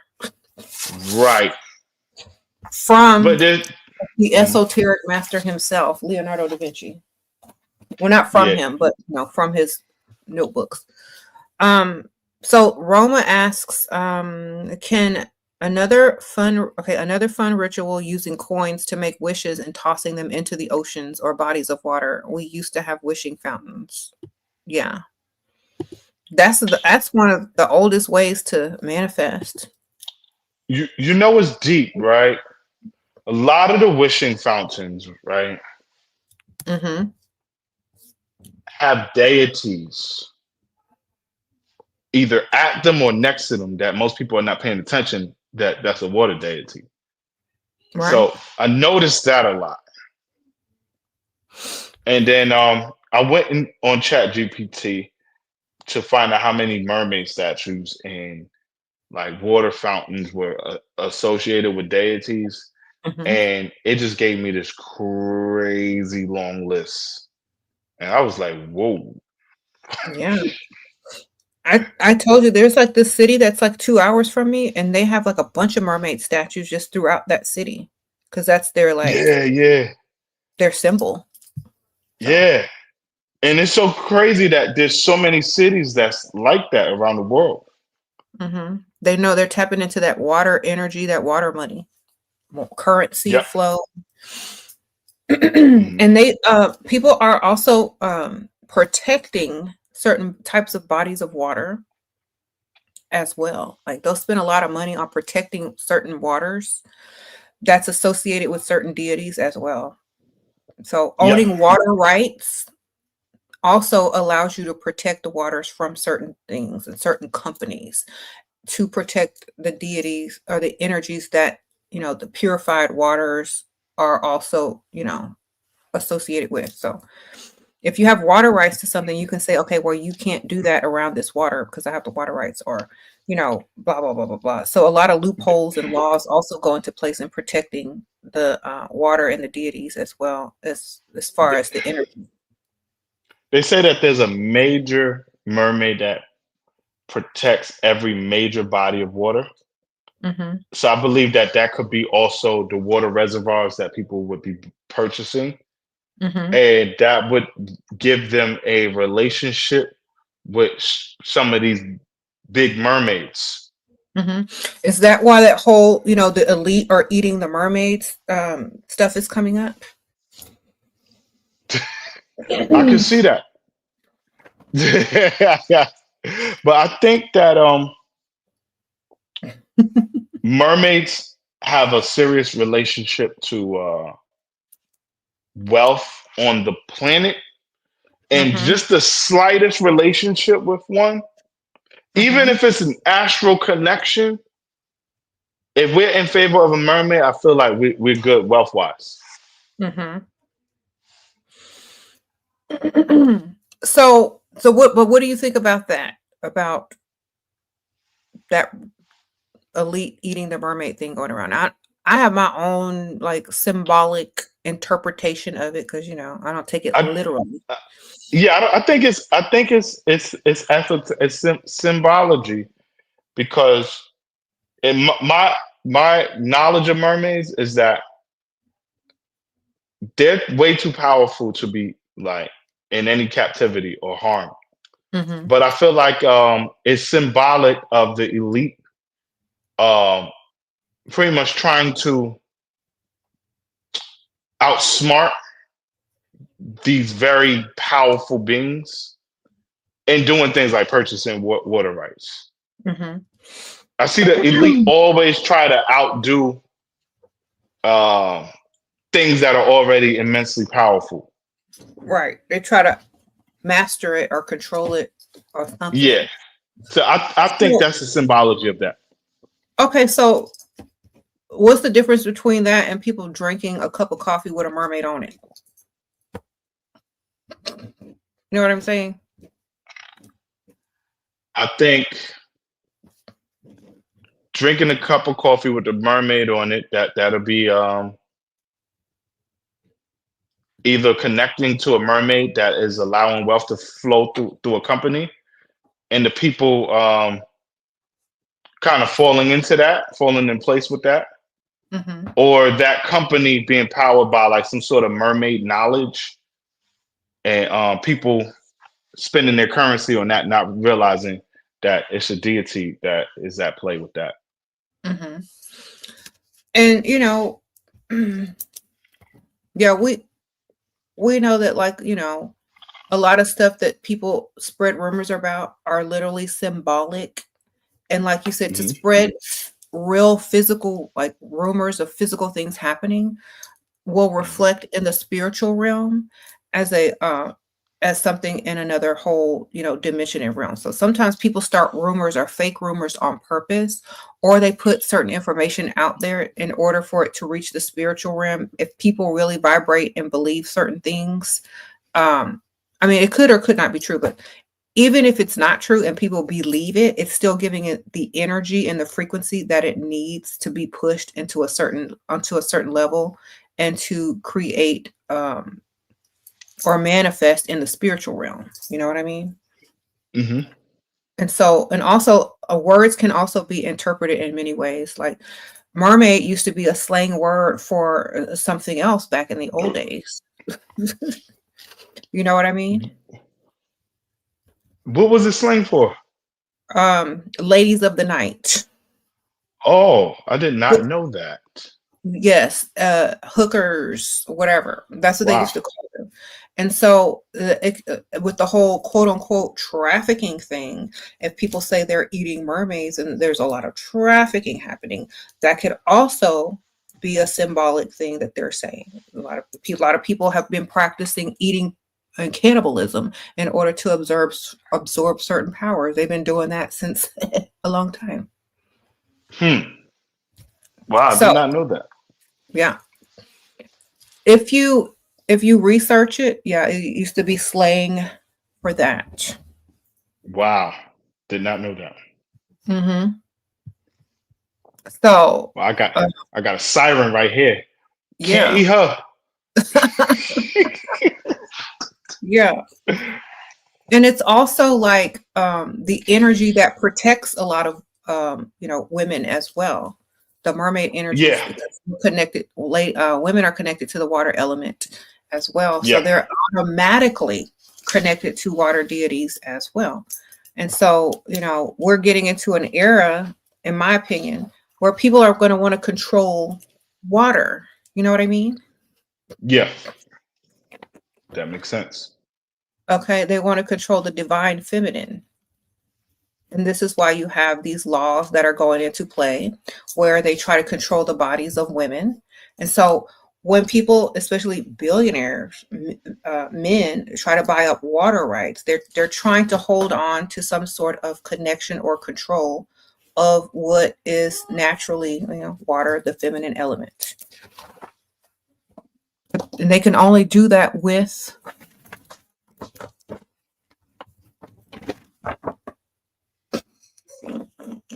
Money.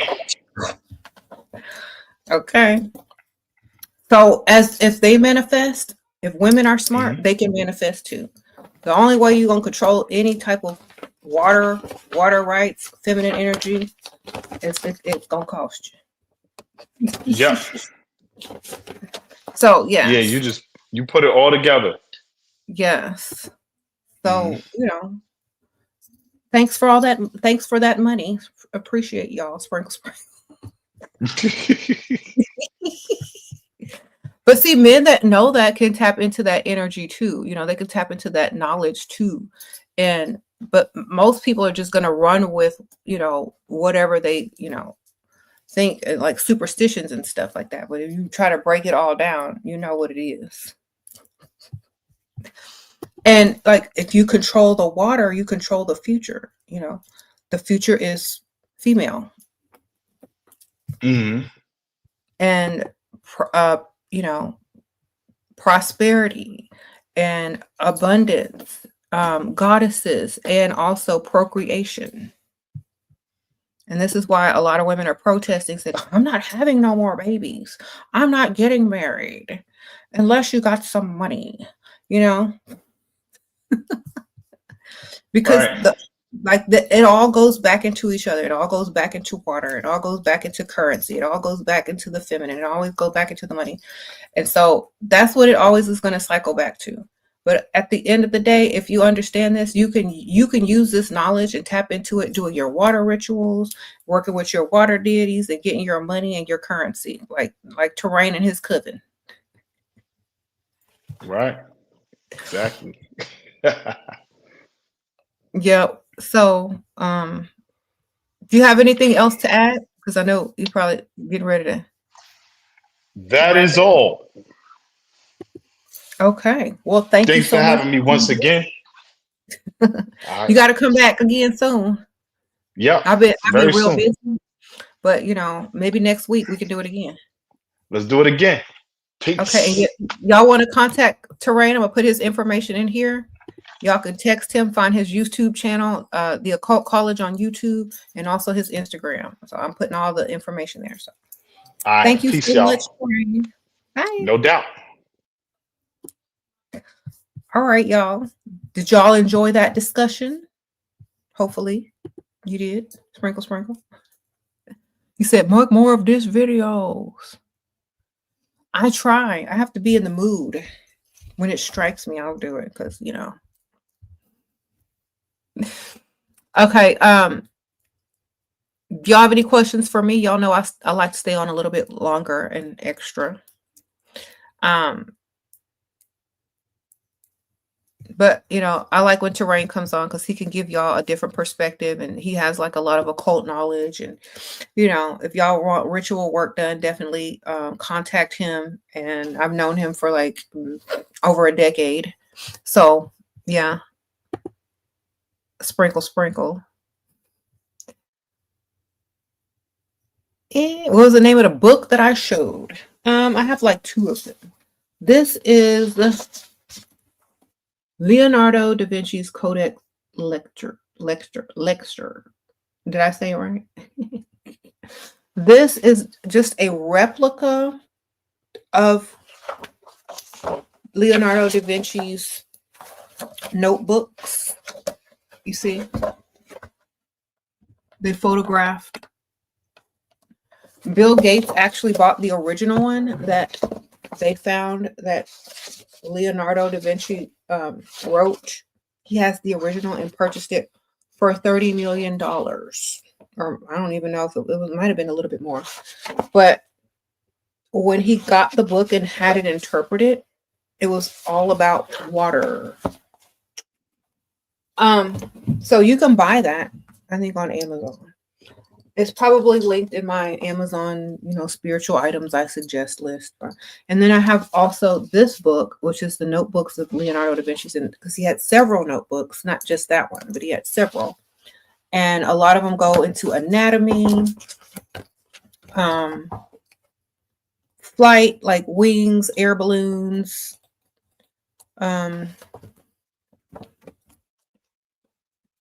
just a lot of different stuff that he wrote down, drew, and then it kind of helps you like understand what he was writing, because it tries to decode, because he wrote backwards, like in mirror writing, and also in like Italian.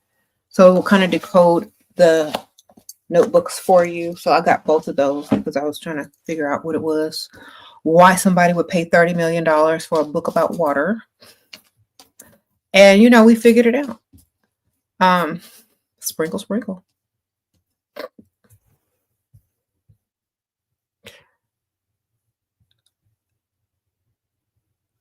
Do you feel like the collective is awakening? I think they're always awakening, and there's always people falling back to sleep, and they're always reawakening. It's like a cycle. Mm-hmm.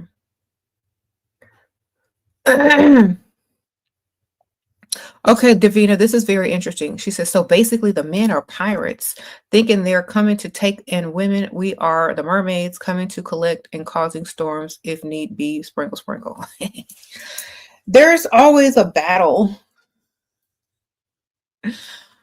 but you can't really, like, there's always a need to control the feminine. There's always been this need to control the feminine, but it's never been done. Sprinkle, sprinkle. Not collectively, not as a whole.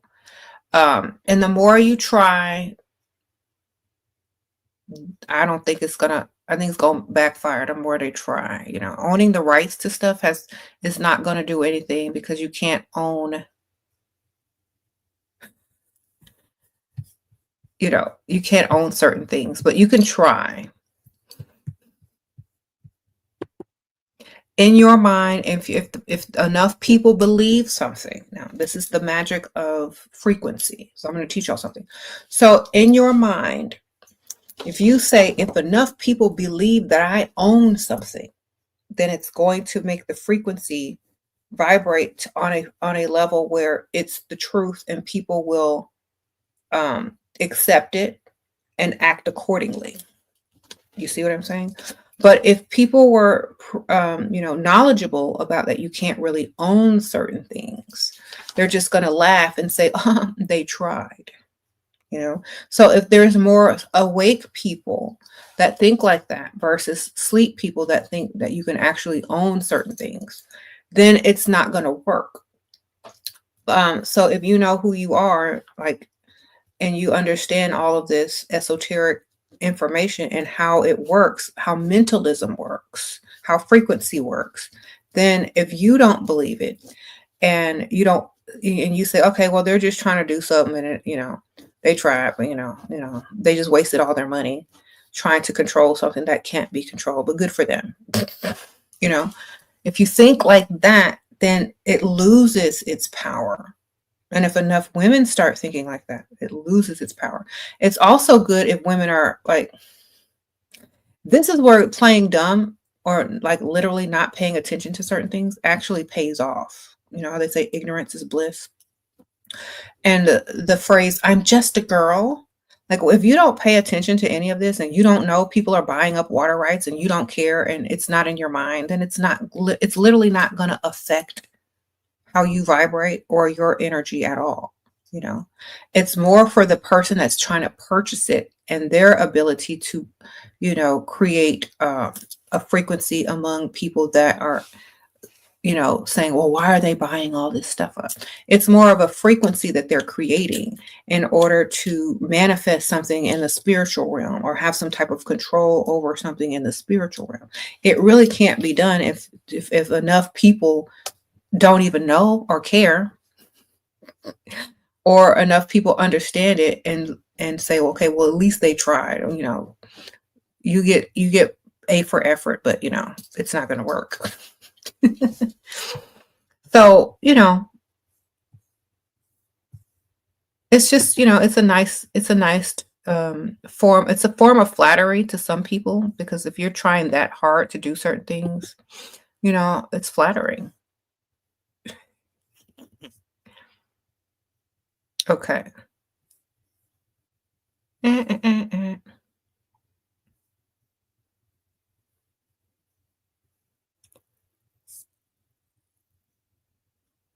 Do I think the earth started inside the ocean? The earth is mostly ocean. Sprinkle, sprinkle. Okay.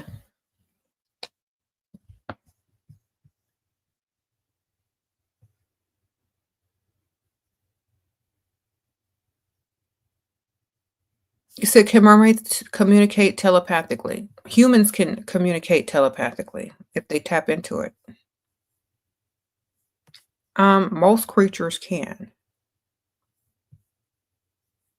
but creatures that have to because they can't speak, or like we can, they probably are able to telecommunicate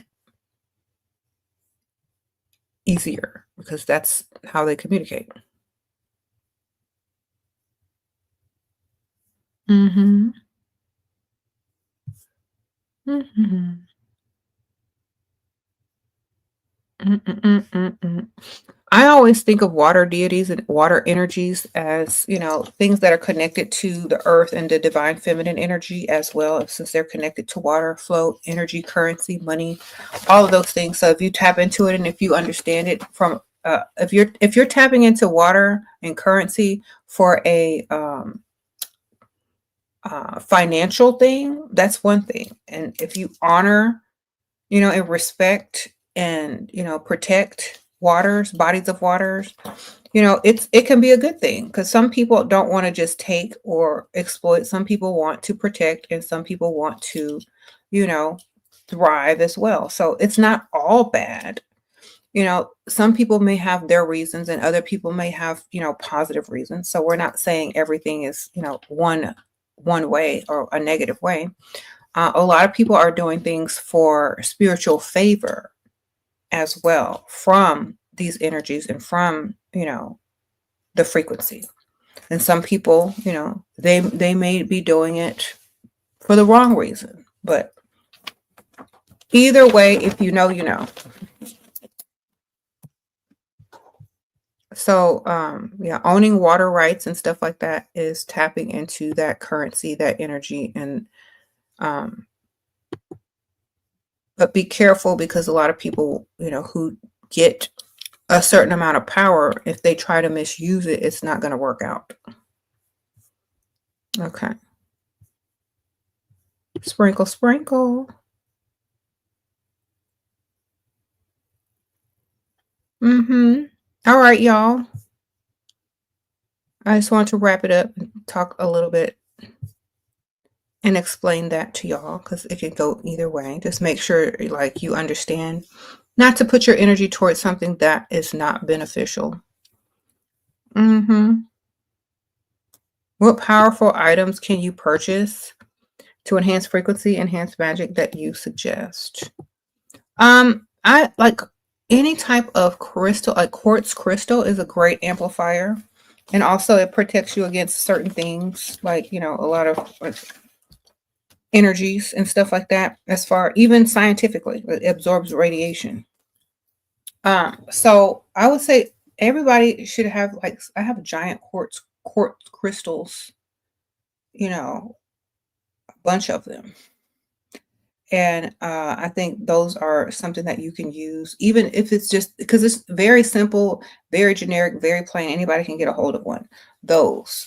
If you want to get more into different types for different reasons, then, they have so many different kinds. If you want to connect with the water deities and stuff like that, definitely aquamarine.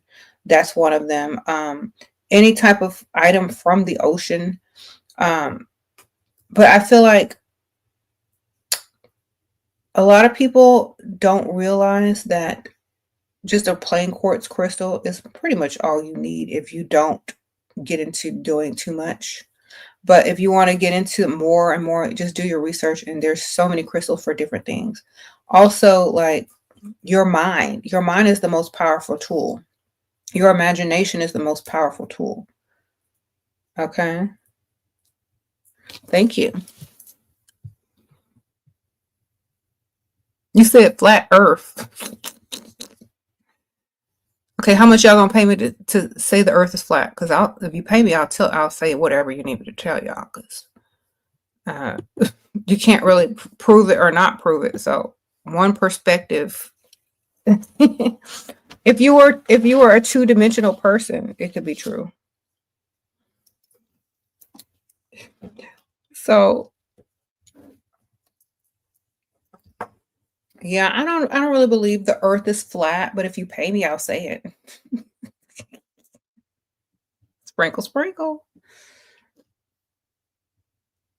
I can change my mind later, you know. I'll say it for that day and believe it for one day for you. And then I'll change my mind later after I cash the check, baby. Sprinkle, sprinkle. Anyway, I don't believe the earth is flat. I'm so sorry. I believe that shape is a concept of perspective. Have you ever seen the earth outside of the earth? Then how can you know? With your own eyes. I don't know. Okay. You see, I really don't care exactly. It changes nothing. Whether it's flat or a sphere, it don't even matter. You got some money? Sprinkle, sprinkle. I'm always telling y'all that. It doesn't matter. You're still going to be here. You're still going to be breathing in air. You still got to go to work. So it doesn't matter if it's flat or round. It's not going to change nothing. Now, is it? So like silly stuff like that is not really worth talking about. But if you pay me some money, I'll say some. But yeah, it doesn't matter. Okay. Okay, I can go into this though. Why is the argument even a thing? We could talk about that because that kind of is interesting. Okay, flat equals 2D. Okay, the two-dimensional, the second dimension. A sphere equals 3D. Okay, got my little notes. This is my little printer paper thing. So if you're flat, your perspective is from 3D because you can't see 2D from 2D. You can only see 2D from 3D, the third dimension. So if you're saying the earth is round, then we're on the fourth dimension. If we can see a spheric earth, then that means we're on the fourth dimension. So if you're trying to keep people on the third dimension from ascending or leveling up mentally, you're going to say that the earth is flat so that they focus on two dimensions and bringing them back down to 3D. You know what I'm saying? So the reason why the earth is flat argument exists is to lower people from ascending, dimensionally, in my opinion. Okay. All right. So in order to see something, you have to be higher. So if you say the earth is flat, you're looking from 3D. That means you're not on 4D. Okay. But if you're on 4D, you can see the earth is flat. And okay, so 4D earth would be like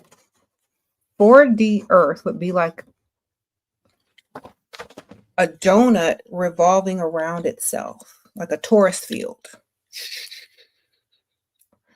A torus field is 4D earth, which replenishes itself, past, present, future, all of that. Okay. So people want to keep you here because you can't manifest as good on 3D earth as you can manifest on 4D earth. You see? So they're telling you the earth is flat to keep you on 3D dimensional thinking versus torus field 4D donut circling it inside itself earth, because this one manifests way more. Okay, so if you're going to argue that the earth is flat and you want to sound very knowledgeable, tell them why the argument even exists in the first place. Okay, because they don't want you to be manifesting all willy-nilly from 4D earth and stuff. Because it's a construct of perspective. Okay, because everything is mental. If you're mentally looking at a shape, where are you looking at it from? What is your new perspective? You know, this is why the space race was so important for people to be able to show you this, even if it's said it's real or fake. It doesn't matter if it's real or fake. Your perspective and your mental is real. And when you're thinking from a fourth dimensional level, you see way more. Your mind is way more open than from a 3D level. So that's all it is. Whether it's real or not, it doesn't matter. Your thinking is real. Your frequencies from your thoughts and your brain waves are real, and it will create whatever it is. It will manifest. Okay.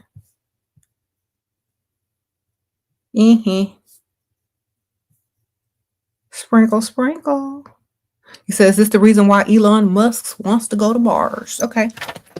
Let's talk about that. Where can you see Mars from? What perspective will you be in if you can see Mars, or if you can get to Mars? What is the perspective of that? You know what I'm saying?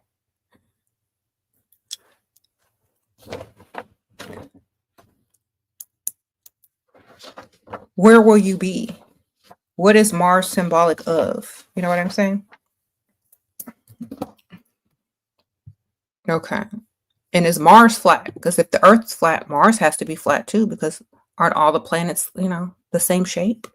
So where do you get this from? So you'd be looking from the fourth dimension to another planet, so you'd be higher than Mars. And if you translate the planets to your chakra system, Mars would be on the bottom because it's like this, 1, 2, 3. This would be Mars.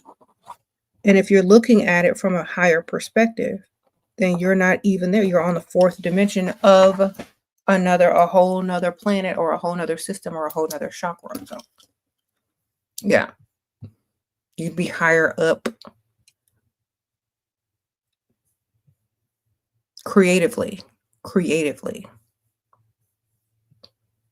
Okay. Sprinkle, sprinkle.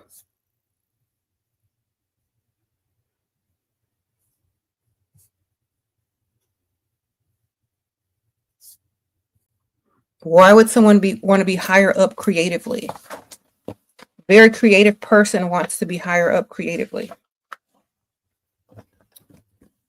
Okay. And you know, if your name translates into certain things, you know, when people keep calling you by your name, it literally manifests subconsciously, because everyone's name means something.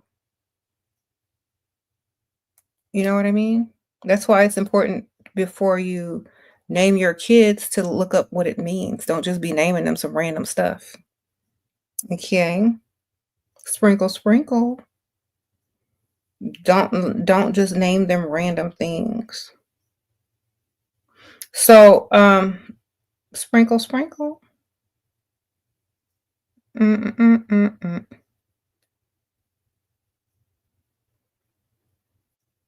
Oh, hold on a second. I was checking my message.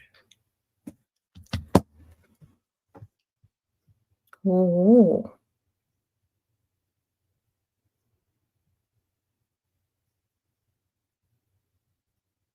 Higher dimension concepts, perspective. Yes. It's all about perspective, mental perspective. Okay.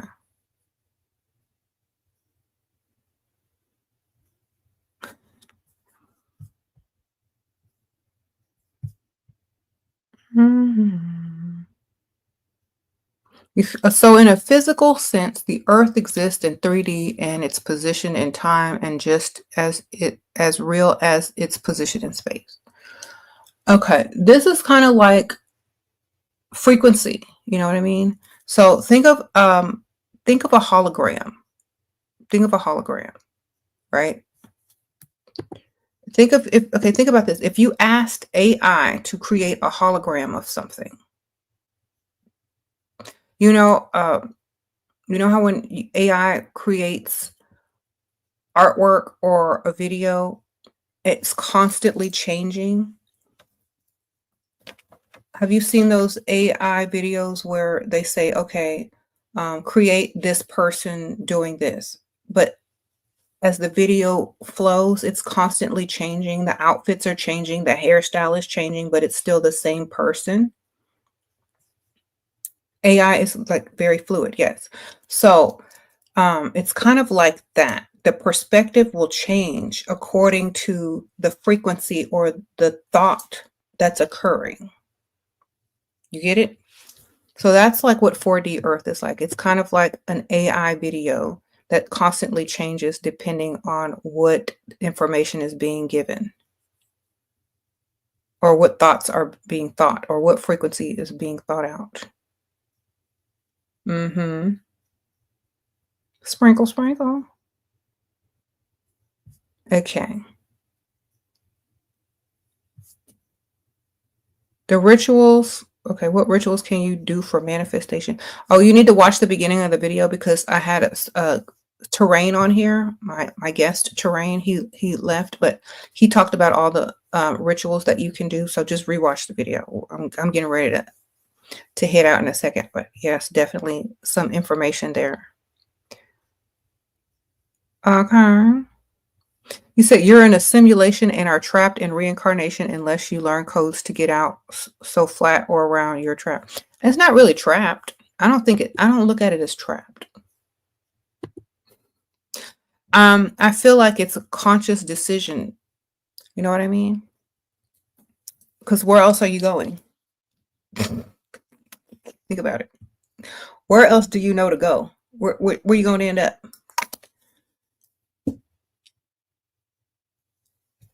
This is what I always tell people when they say they're trapped. Where are you going?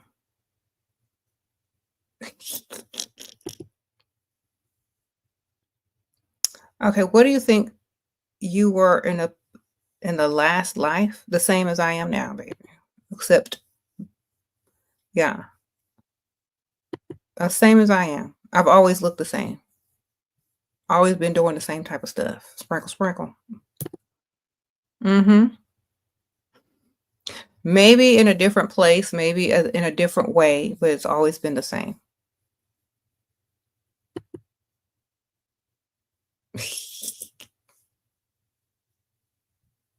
You said they want to go into nothingness.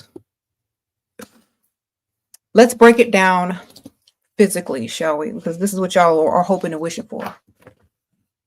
Y'all ready? Let me break it down to you materially. So if you don't want to exist anymore, I'm going to get banned if I draw this out. So I can't draw it out.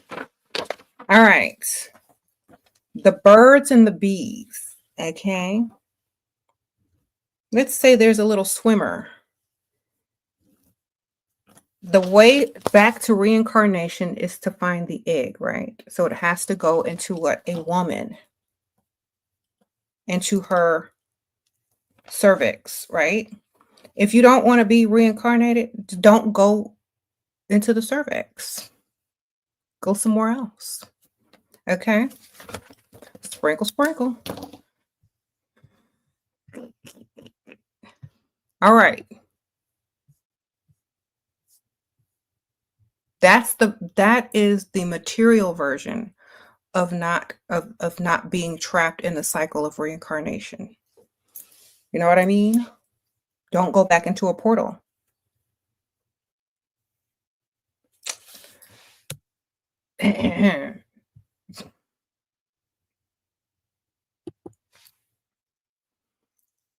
I'm telling y'all what y'all is. It's very obvious.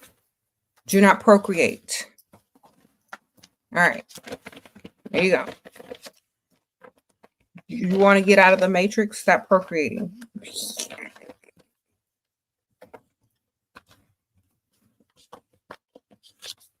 Okay. That's a symbolic way. Cut your bloodline off. Don't procreate. Okay. Because think about this. Look, those of you who believe in ancestors and ancestor magic, if there ain't no more people to watch after, What the ancestors? Okay, we done. Ain't no more people to watch after. Ain't nobody having no more kids. We out. And they can go about their business and do whatever they need to do. They're not going to be recycled, reborn, because ain't nobody procreating. So if you want to end the cycle and escape the matrix, don't procreate. Stop procreating for generations, and you'll be fine. The matrix means womb, the matrix, the mother. Okay, if you want to escape the matrix, don't procreate. That's why in the Bible and in all the religions and all the pagan places and all the pagan rituals surrounds fertility to keep everything going. If you don't fertilize anything, then that's how you escape. Okay, sprinkle, sprinkle. So if you already got kids, oops, you're bad. You ain't going nowhere no time soon.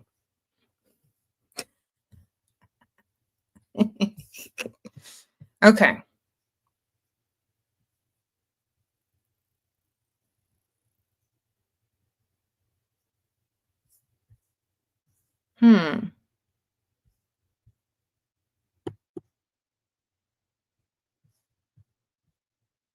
You said here to stay. How many kids y'all got? Y'all here to stay. Y'all ain't going nowhere. If your kids have kids, your grandkids, you ain't going nowhere. You have to be done. That's why in the story of Jesus, he supposedly didn't have no kids. That's why he ascended and escaped the matrix. He ascended out of the recycling of, this and that, and became an ascendant because he supposedly did not procreate. You know what I'm saying? If you believe that story, because that's what it's telling you. If you want to escape, if you want to ascend, if you want to leave the earth to never return and get out of the cycle, then don't procreate.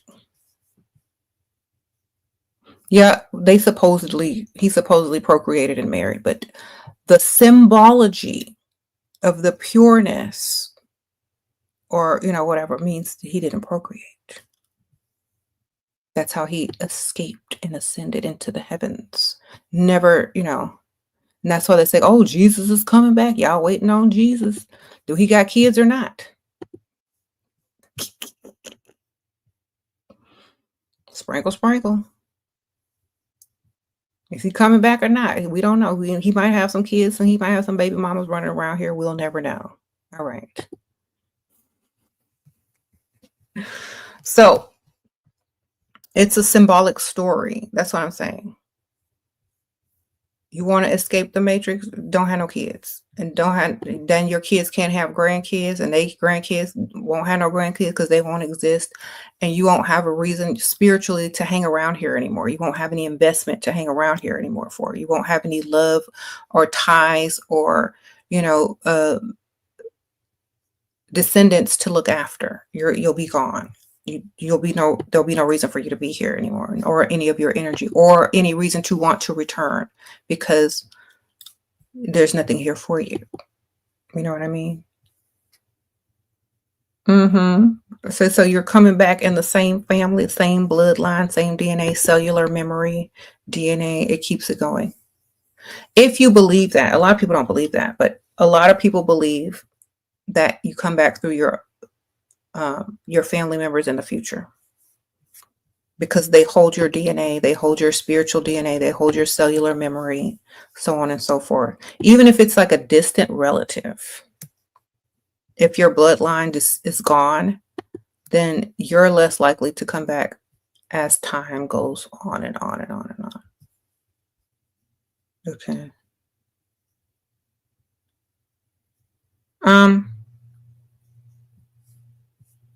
That child has been here before. So that's just cremated my decision. That just cemented your decision to tie your tubes. You silly. Okay. He said that's why the ancient king will kill all the bloodline in the family, because they knew. Yep. You ain't coming back. Goodbye. Sprinkle, sprinkle.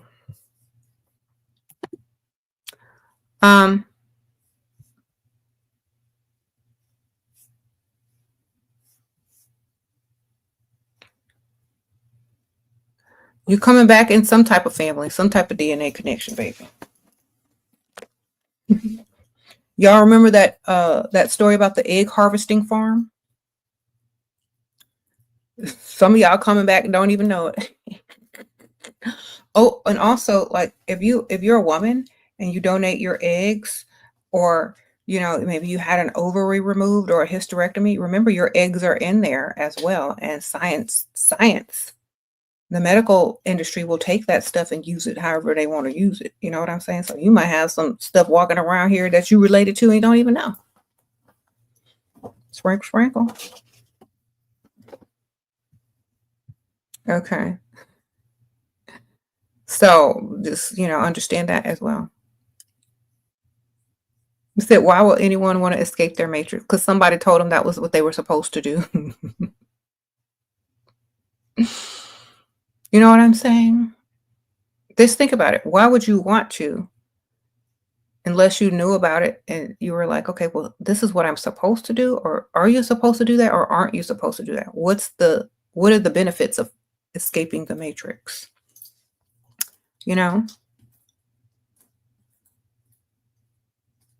Okay.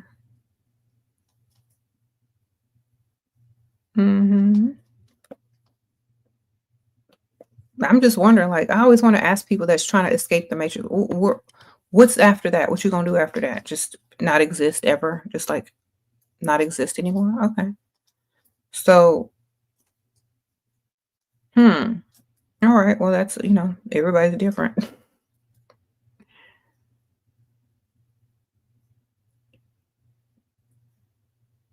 You said they don't even know exactly. They just been told that's what they're supposed to do.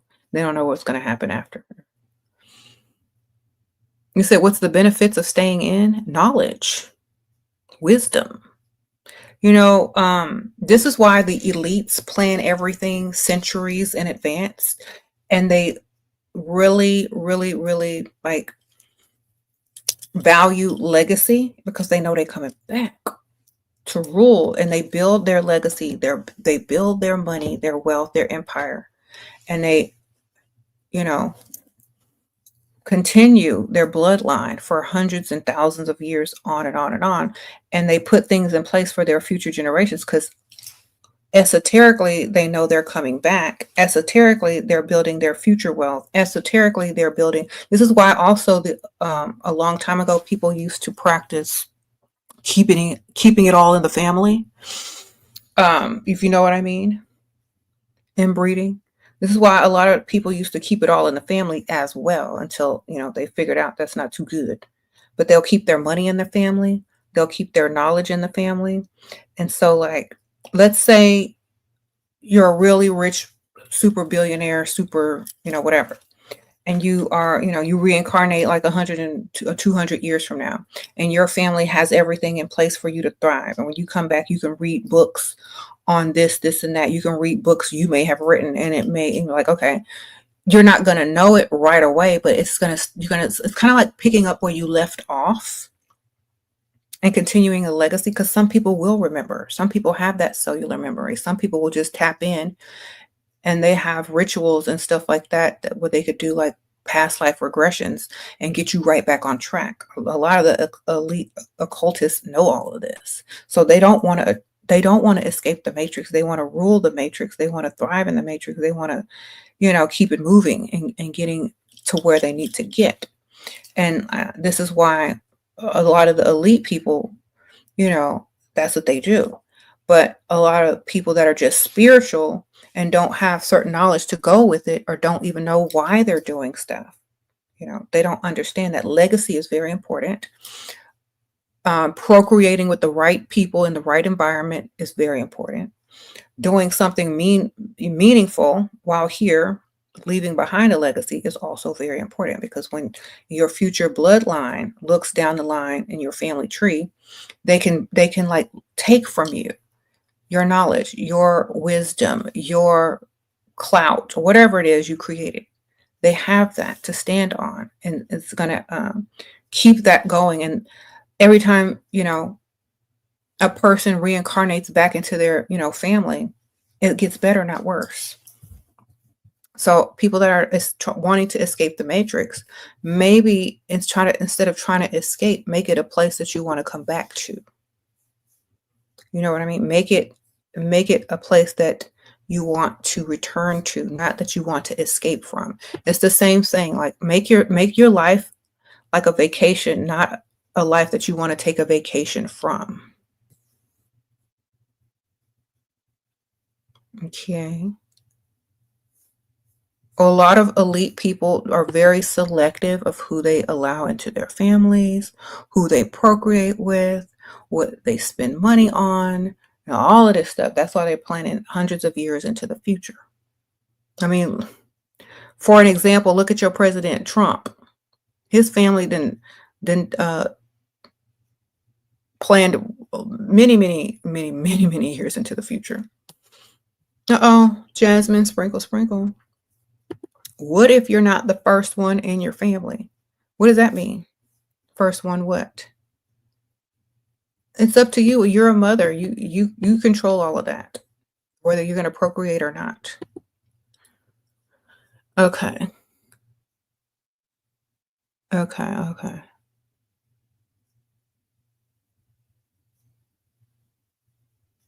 Sprinkle, sprinkle. Yeah.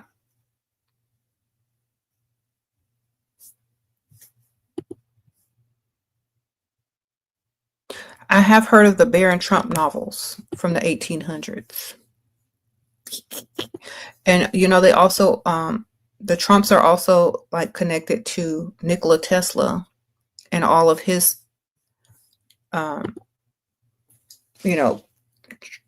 patent and knowledge that was locked up in his room before, like after he died. Trump's uncle went and got it. So they have a lot of knowledge and information that most of the world does not have access to as well.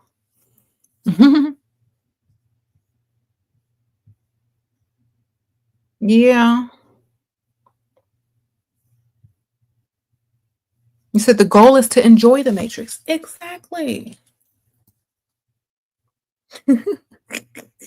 This is what most spiritual people that be trying to escape the matrix need to realize. You're supposed to enjoy it. You're supposed to make it like exactly how you want it. Even if it takes generations to do. Sometimes it takes one lifetime if you are on doing what you need to do.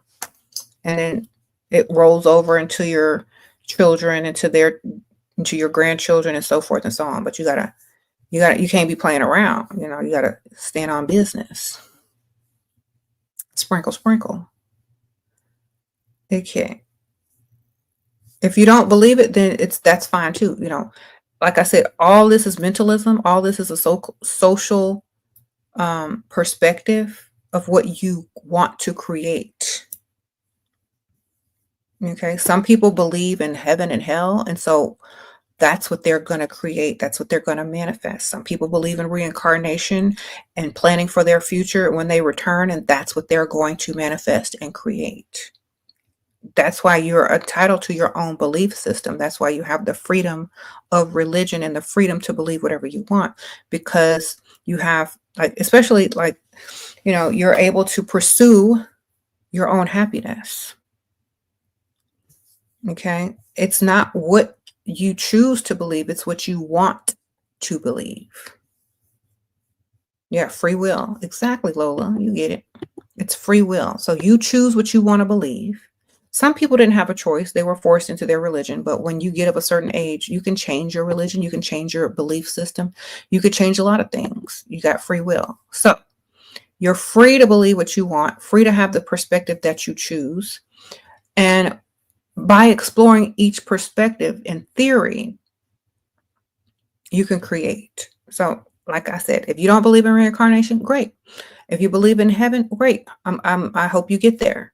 You know what I'm saying? And I hope that you have fun there. But if you believe in something else, if you believe we go into outer space and float around and become whatever, believe that too. It's what you choose. It's like choose your next adventure. So it's whatever you choose. And some people just choose for you because A lot of people didn't have time to sit up there and think about it. They were just too busy working. So they just chose for you, some people, you know. But if you have the ability to think and use your own mind and choose your own perspective, choose your own adventure and create what you want, then you can do that. If not, somebody will do it for you. Okay. Remember, a lot of this knowledge was not freely given to certain people of certain classes a long, long time ago. They just gave you a general thing. Meanwhile, while the elites and the rich and the powerful were literally practicing something totally different, you know? So you got to think about that. They give you something just to give you something, but they are doing something totally different. That's the difference. And depending on what they give you, also, depending on what type of belief that you're given about what happens to you after you pass, is how you also act in life. It changes how you, make decisions in the world. It changes it a lot. Because if you know, like, for example, if you believe in reincarnation and bloodlines and planning hundreds of years into the future, buying up water rights, buying up this, buying up that, controlling this and controlling that, you planning on coming back. You planning on coming back. You're going to make sure your legacy is so strong that in a few generations from now, when you return, that's your option. That's your choice. But meanwhile, you have people over here, following a list of rules that allow them to stay in a box so that they don't question anything. And so they continue to do the labor and the work of other people while the other people dream and create. You know what I mean? It's kind of like that. They give you certain, just like they did in slavery when they gave slaves the Bible. And they only taught them the part about, obeying their masters. It's kind of like keeping knowledge from you, only giving you enough to have hope to wake up for the next day or to follow rules. It's like that. So when you are able to freely think for yourself and use your own, free will, a lot of times people will explore different beliefs, different perspectives, different dimensions of looking at things. And then they'll create the type of, life that they want according to how they want to spend their afterlife, just like in ancient Egypt. A lot of people thought that the ancient Egyptians were obsessed with the afterlife, or no, they were obsessed with creating something so that when they return, because the ancient Egyptians also believed that same thing, that when they return, they would have everything they wanted and needed. Okay. Sprinkle, sprinkle. They had the same concept as a lot of these elite people because that's where they got it from. They got it from them. They got it from ancient civilizations. All right, then I'm gonna leave it at that. Y'all figure it out for yourselves.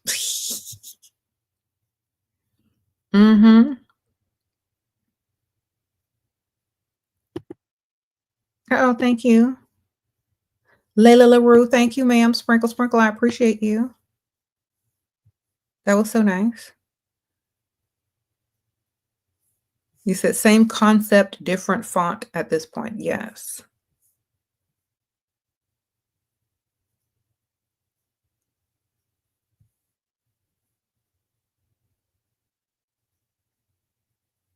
I can go deeper into the heaven thing, but I'm not going to do it on this video. Maybe we'll talk about it on another one because heaven is the heavens. Like, what is the heavens? Is it code for something else? Can it be broken down scientifically or spiritually? Is it a place or is it a state of matter or state of being? I mean, we'll go into that another time. But thank y'all so much. I'll see y'all soon.